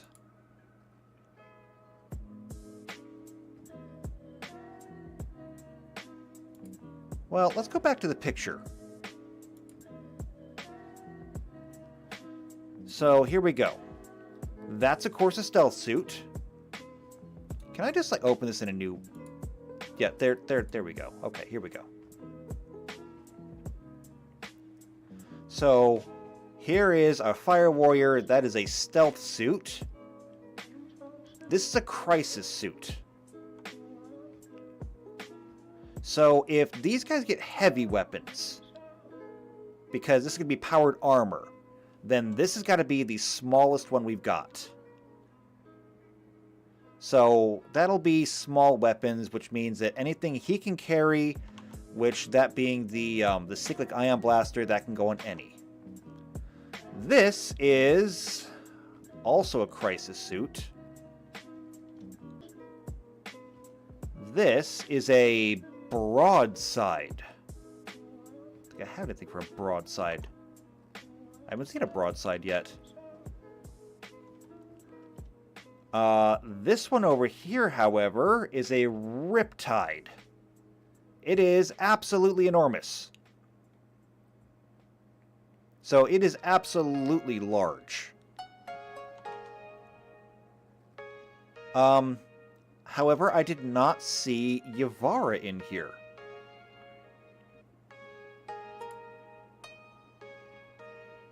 So I'm not sure where that one shows up.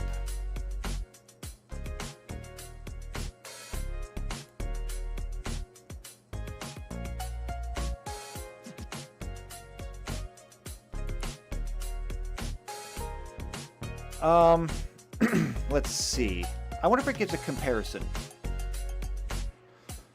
Alright, so the XV-109 Yavara Battlesuit, one of the latest Tau Earthcast innovations, a new derivative of the Riptide.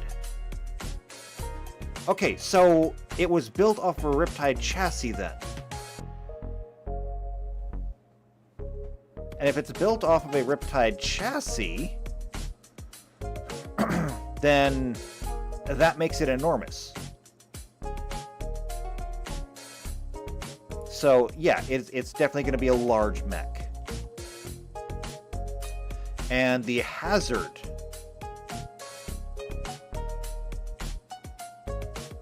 Let's see, crisis, broadside.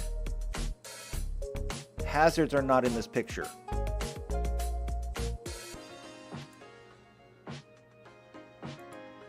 So let's take a look. Hazard is a close armor support.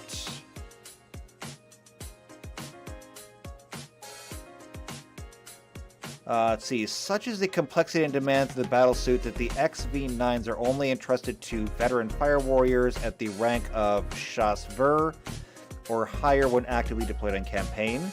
Those who have been assigned to pilot the XV9 Hazard battlesuit are all Crisis battlesuit combat veterans and survivors of deadly battles against the most savage enemies of the greater good.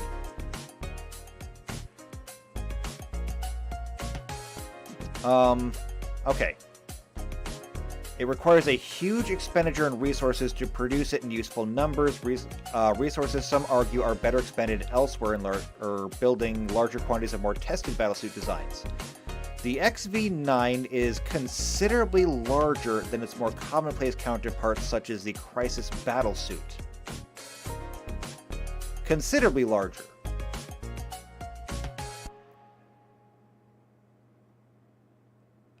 Okay, that's interesting. So we know it's bigger than the Crisis. And the Crisis battlesuit is already a small. So what about this broadside? What are broadsides? Well, no, it really doesn't matter about broadsides. It doesn't.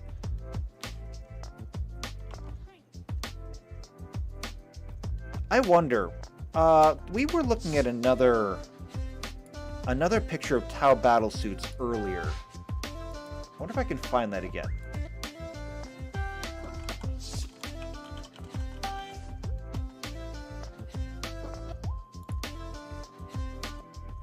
Tau battlesuits. There's the picture we've already got.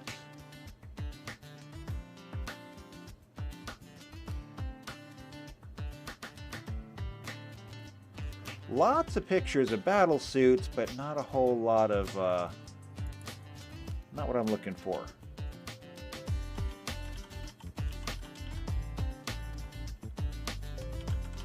Size?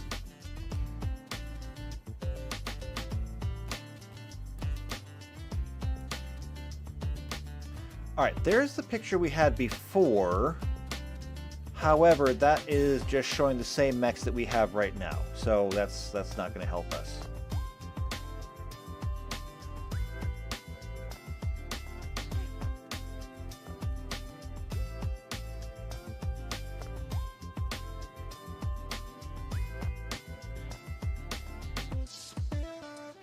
I don't know how big a hazard suit is.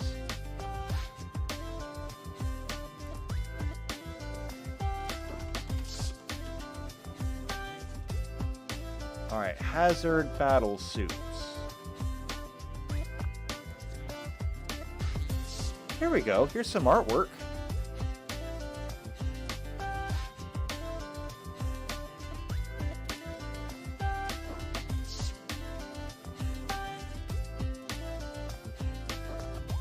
Alright, let's take a look at this. So, here is, presumably, I'm trusting them on this one, a hazard battlesuit with a pilot. And he looks to come up to about its knee.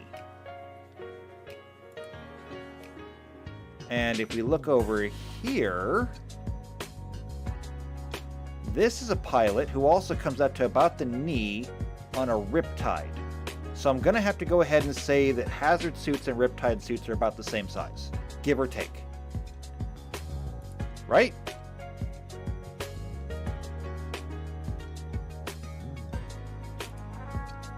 I mean, that seems fair.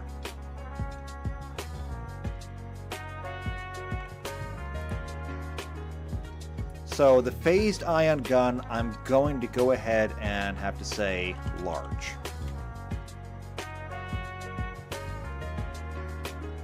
And I mean, I can go ahead and adjust these later on because technically speaking, a lot of these do actually have heights on them.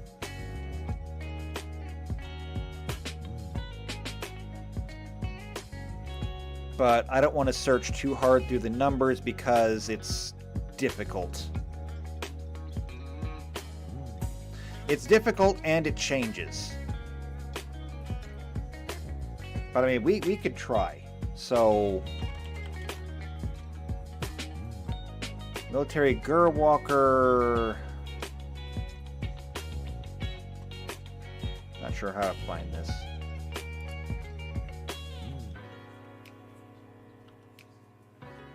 So, ultimate vehicles. Oh, I want walker, not walking.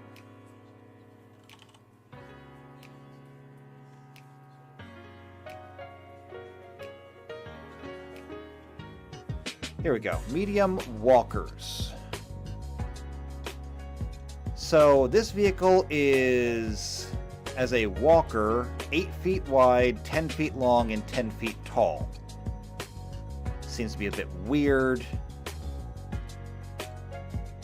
These vehicles are not power armor or mecha. Technically, though in shape they do have 2 legs and a body. Adding arms or additional legs require the limb add-ons. This counts as a vehicle rather than a starship or a mecha.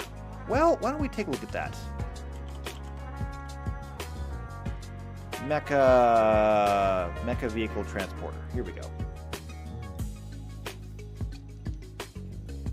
Oh wait, that's literally just a transporter for one.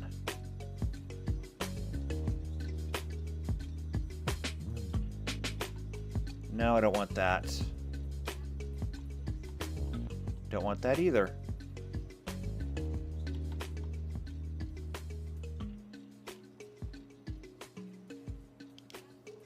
Alright, that's for hauling parts. This is for carrying the vehicles. And this just brings us back to walkers. So, I don't know, we would have to use this. I guess I would have to,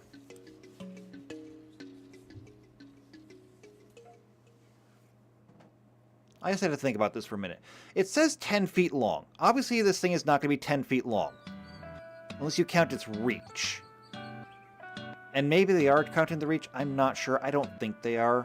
Well, no, hold on. Let's think about this. No, actually, that does make sense. 8 feet wide, 10 feet long, 10 feet tall. That means that if we were to put this thing on the map, that this walker would be 10 or 8 feet wide, so 2 squares wide. It would be 10 feet long, so 2 squares long, and 10 feet tall, so 2 squares straight up. Whereas most people are only a little over 1 square straight up and 1 square forward and backward. That makes sense. Okay. And this is medium size. So if that's 10 feet, and we look at this, how many of those little dudes does it take to make up one Riptide? Well, it looks like it's about 2 of him tall for the leg alone, and then call it another 2 of him tall for the torso and shoulders, yeah, give or take. So if Tau are, let's just go ahead and call them about 5 feet tall, because they're a little bit shorter than humans. That would make this Riptide 20 feet tall. And if we made it 20 feet tall, that would make it an entire size category bigger.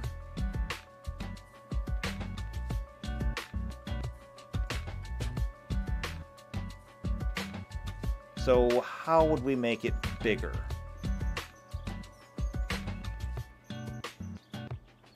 We want modifications. Mecha vehicle transporter, miniaturization, oversize. This increases the size of a vehicle by 1 step. It increases small to medium, medium to large, large to huge. This increases the passengers by 20%. Or cargo increases cover by 1 step. It increases the vehicle frame cost. It doubles the size, width, and height. So, our Riptide, by making it 20 feet tall, also occupies a 20-foot length.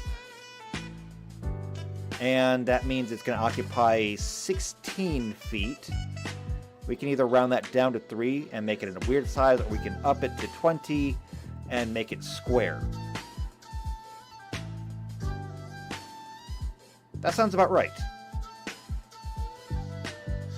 So yeah, the Riptide is absolutely going to be large. But if that's going to be large, then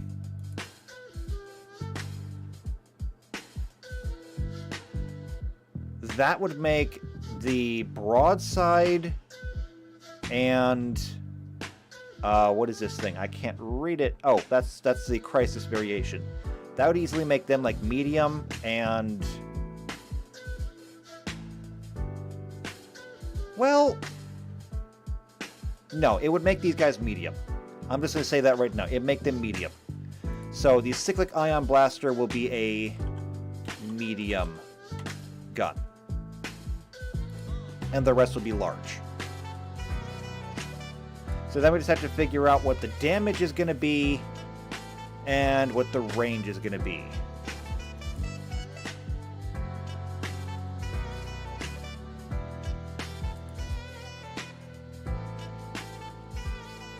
So that's luxury details. Here we go. Ship weapons.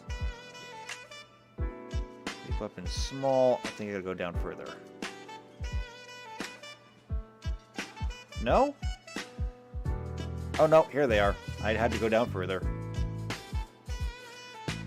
Okay, so we have a lot here in terms of weapons to go through. Most of it, however, like the howitzer cannon, the range is 5 miles. Maybe a bit much. Let's see. Mini anti-personnel rockets is 250 feet per sensor. Smoke screens is a square. Oil spills. I think I'm just going to have to figure this out myself.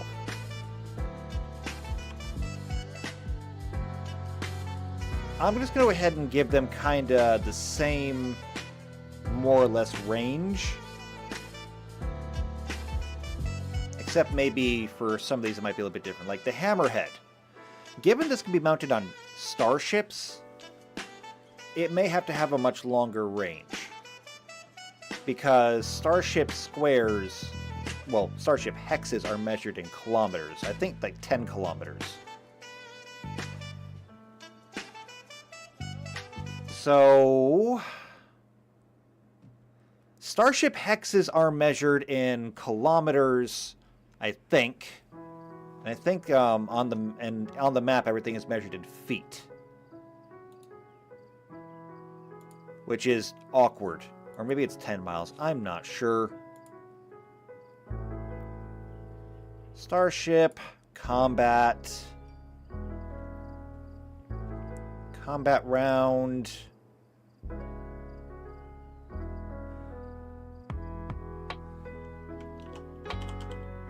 I look for hex. Doesn't actually show hex. Maybe I need to go to starships in general. Okay, speed, hexes. Maneuverability, hexes.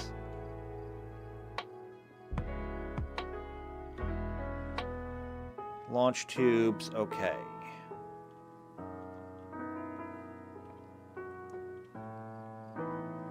Does not actually tell me how far every hex is.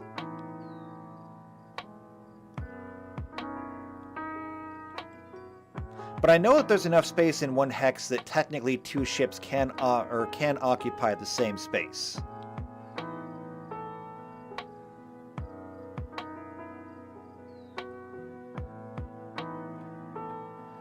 So I'm actually just going to go with miles. We're going to call it miles. I'm not sure. I'm going to say the range is going to be 10 miles. The damage on this thing... How many dice? Because the howitzer cannon, that's just a physical projectile, is 4 dice. However, it is an ion weapon, so the damage is kinda light.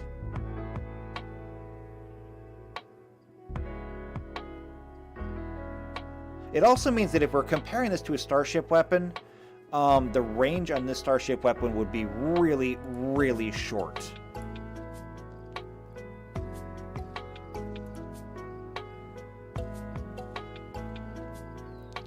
So, like, if we went all the way down here,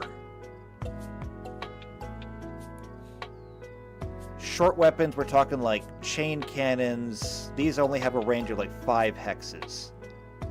So short, short, short, short, short.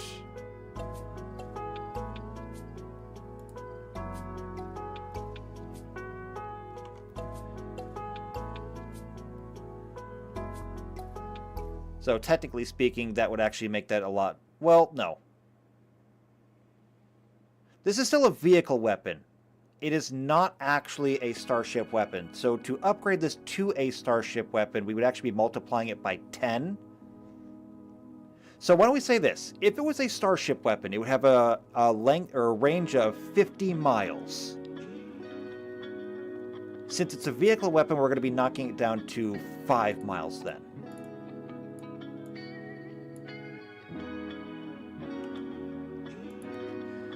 Okay. The damage is going to be fairly light because it's going to be a line attack. And I'm just going to go ahead and say... Yeah, I wish I... Let's see. Let's take a look at starship weapons again. What do we got here in terms of damage? Coil gun shoots projectiles. Gyro lasers do 1d8. 1d8 starship damage. Okay. Now, in terms of like vehicle damage, that would be 80 points of damage. So if we had to reduce that by 10, 1d8 would be still actually just 1d8. So yeah, I think we'll just do that. And since it's a large weapon, it's already a d8 of damage, so we're just going to say plus one dice. And the rest of these we'll be able to scale to mechs because they won't go on ships. So like the cyclic ion blaster.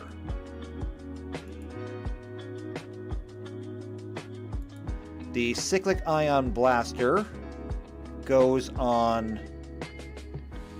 crisis battlesuits, I believe. Yes. And these crisis battlesuits, I believe these are like frontline battlesuits.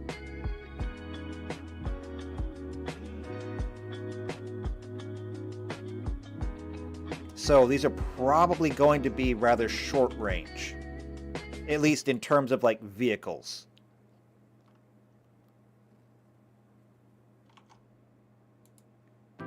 So we're looking at vehicle weapons and we're looking at like anti-vehicle weapons. Maxi piercing rockets.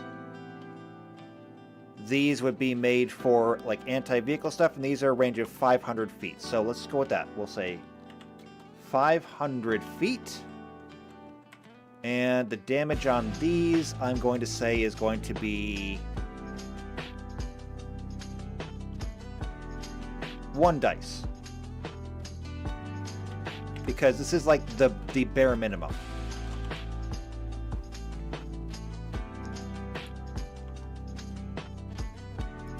Now, Riptides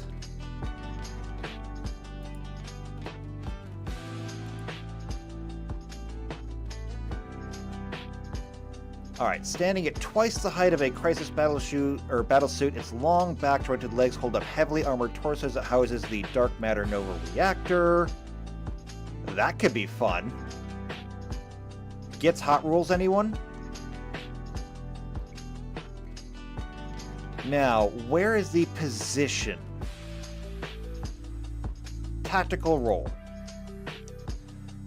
A wonder of Earth-cast engineering. It stands over twice as tall. Let's see.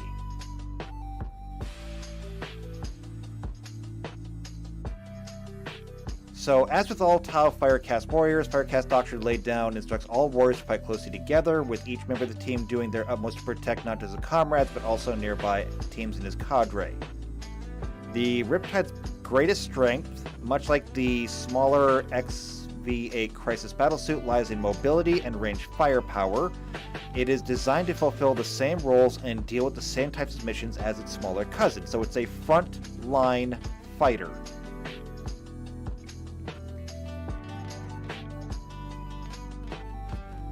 So that means that we're going to go ahead and say 500 feet. And since this thing is made to go up against heavily armored targets, I'm going to say +2 dice. Next is the ionic discharge cannon.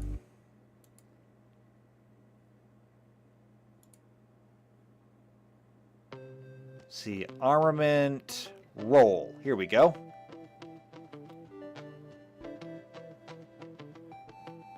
Let's see, the Avar represents a disturbing paradigm shift from the tactics in the pragmatic Kelshan Sept, whom in long Terran years under near constant attack by alien forces bred stubborn pragmatism and siege mentality. It is clearly designed and intended to carry the fighting to the enemies of the Kelshan, perhaps making a new stage of expansion for the Tau Empire's neglected eastern border. It stands over twice the size of a Crisis battlesuit. It bears a large number of weapons and support systems. Battlesuit, yes. Superior short-ranged firepower with a role focused primarily on long-range... Oh. Well, hold on a second. That doesn't make sense. The greatest strength, much like the Hazard Battlesuit, lies in superior short-range firepower, with the role focused on long-range heavy fire support. It is easily able to bring its fearsome firepower to bear on infantry and vehicles, eliminating all but the most heavily armed.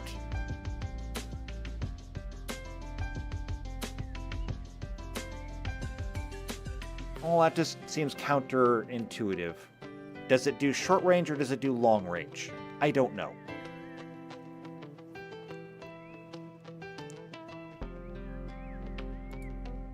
Stop, just stop contradicting yourself. What does it say here? Let's see.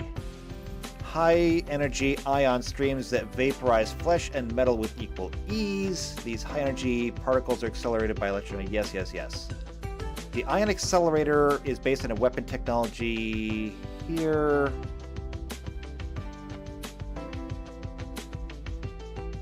It can be Nova charged by the Nova reactor to dramatically increase its rate of fire.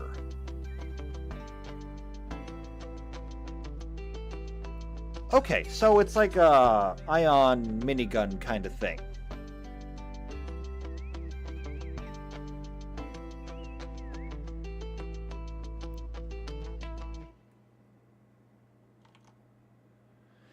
Alright, so in that case, I'm going to do this. I'm going to say 250 feet, okay? What I am going to say, however, is the damage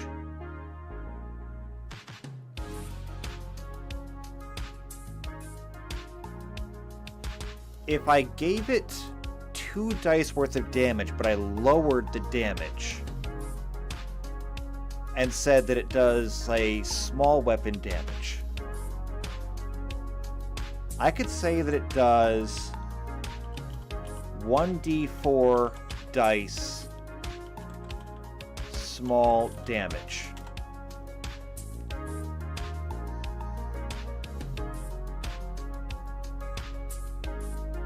So it can do as high as the Ion Accelerator, but it'll get more than one shot. And so you get more than one chance to throw your attack rolls. And then the phased ion gun, and we'll be done for the day. I know, it's been a long stream, but it's fine. Alright, it was developed, I don't care. Phased ion is a prototype weapon system designed for the battle suit. Yes. The lengthy particle accelerators that compromise the phased ion gun's mechanism allow the battlesuit pilot to engage the enemy at range with a storm of projectiles that react explosively at the atomic level. While the rate of fire and stability is high, the ionization effect remains unpredictable and varies due to developing nature and still experimental technology. At its peak, its many energy streams are able to bypass virtually all forms of armor, while a phased ion gun is similar in its tactical role to a cyclic blaster. It sacrifices some of the latter's rate of fire for extra damage per shot. Okay. So this thing literally gets to ignore a lot of damage.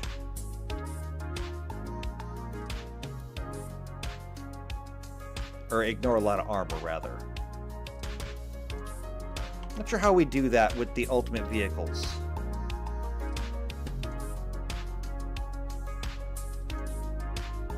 Where's a stat block? Here we go. Here we go. What I think we'll do is we're just going to say it ignores cover.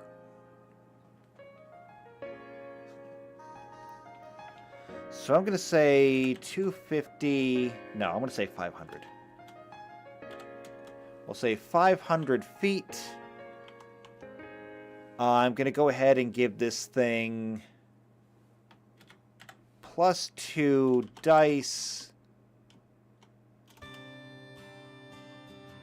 And here's what I'm going to do. Because these are not necessarily tied to either one, I'm just going to say ignore cover.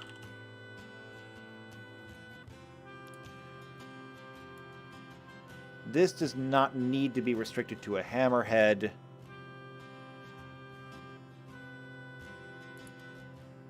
This does not need to be restricted to a riptide, although I will have to find a way to make it different from the ion cannon. Well, no, it's already different. One has range, one has power. This one already has its benefit because it's only a medium-sized weapon. And this one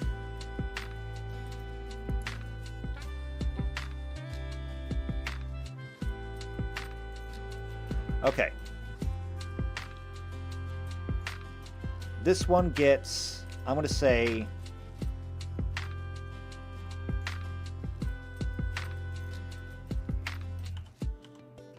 it's actually going to be 1d6 dice. However, it does small damage. There we go. That means that, technically speaking, the ionic discharge could actually outperform every weapon here. Technically. It's going to be determined by random chance, though, when you throw the dice. But that should take care of all of the ion vehicle weapons.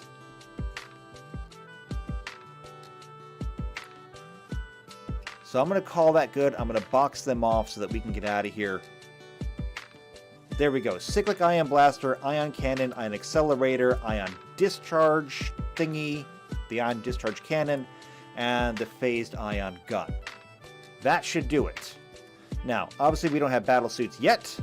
There's going to be a lot that goes into the battle suits when we get to them. Point being, though, ion weapons are done. Which, I mean, there was a lot of them. And I really wanted to get those done today because I don't want to have to come back to them next time. So, now that all those are done, we actually get to go into all the Kroot guns. Just because they were next in line. So, Kroot rifle, it's a long arm that does both range and melee damage because it's got blades on it. The Kroot gun, which is a small vehicle weapon, and the Kroot bolt launcher, which is another small vehicle weapon. Now that we know what we're looking for in vehicle weapons, those should be a lot easier to do. So we'll have to wait and see when we get there. For today, however, we are going to go ahead and call it. That can go away. That can go away. But we made a lot of progress. There's just so much that goes into the Tau. I had no idea. We're going to be making Tau weapons forever, I swear. But it's fine. We'll get through it, and it'll give a... It's a lot of work up front. But the benefit will come in when we actually sit down to play the game, because everything that we're doing now is going to add flavor to the universe later. Every time we build one of these weapons, if your party goes into Tau space, then I mean you'll have all kinds of weapons to pick up. See, Tuck says, what are we calling it? What are we calling what? Are you talking about the Kroot weapons? I don't know what we're calling Kroot weapons yet. Tuck says we should make sure to call it mean names to show it who's boss. I mean, probably. I don't know. We'll see when we get there. So next time we get back, here's the thing. Next Saturday, I will be doing a lecture. I don't know what I'm doing the lecture on yet, but I will be doing a lecture. In fact, I don't even know if I don't have a topic, we may just have like a day to sit and chill. Maybe we can discuss previous topics. Maybe we can discuss other things, but next stream might just be a chill stream. I don't know. We'll have to wait and see. Either that one or the one after that. In fact, no. I'll probably have a topic for this Saturday, and the Saturday after that will probably be a chill stream, given that it's going to be the holiday weekend, and I don't even know if people are going to be here. As for the tabletop stream, next Sunday, we will come back and do Kroot weapons. The Sunday after that is Christmas Eve. So, do we want to do a Christmas Eve stream? I don't know. I will put up a poll on the channel to see if people are interested in a Christmas Eve stream, or if we just want to skip Christmas Eve. I am going to be here regardless. So it's up to you whether you want to come or not. And technically that's true of everything, but just putting out there. So I'll be putting up a poll to see if people want to do that. I'll get it done early so it's out of the way and people have time to respond to it. So I'll try that. Otherwise, though, I look forward to seeing you at the next one. So, if you're enjoying this, subscribe to the channel, hit the bell icon. I just hit 500 subscribers today. It happened last night while I was asleep. I woke up this morning and it's like, bam, 500. I didn't even know it until I went to start the stream today. So it's amazing, and I'm still riding high on that. I'm also still terrified that somebody's going to unsubscribe now and send me back down to $4.99. So, you know, I'm happy, but I'm also anxious.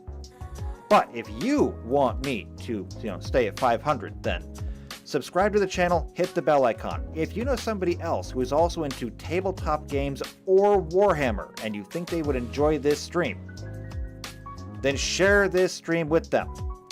Or even better, get them to come back with you next time. Otherwise, though, if you just like me, then leave a like on the stream, leave comments down below, join us in the Discord server, especially if you want to join the game. If you want to join the game, you have to be on the Discord. So join us, go to the Behind the Screen channel, tell me what your availability is, and I will put you on the list. We need one more person before I can start putting the game together. And the first game will be Star Trek, because we're going to go through all the modules that I've done. So first game, Star Trek. Next one after that, I'll leave it open to people choosing, but Star Trek has already been decided. So, I look forward to seeing you on the Discord server. I look forward to seeing you in the next stream. And I just look forward to seeing you in general, okay? You make my day better. So, with that being said, do take care, and I will see you next time.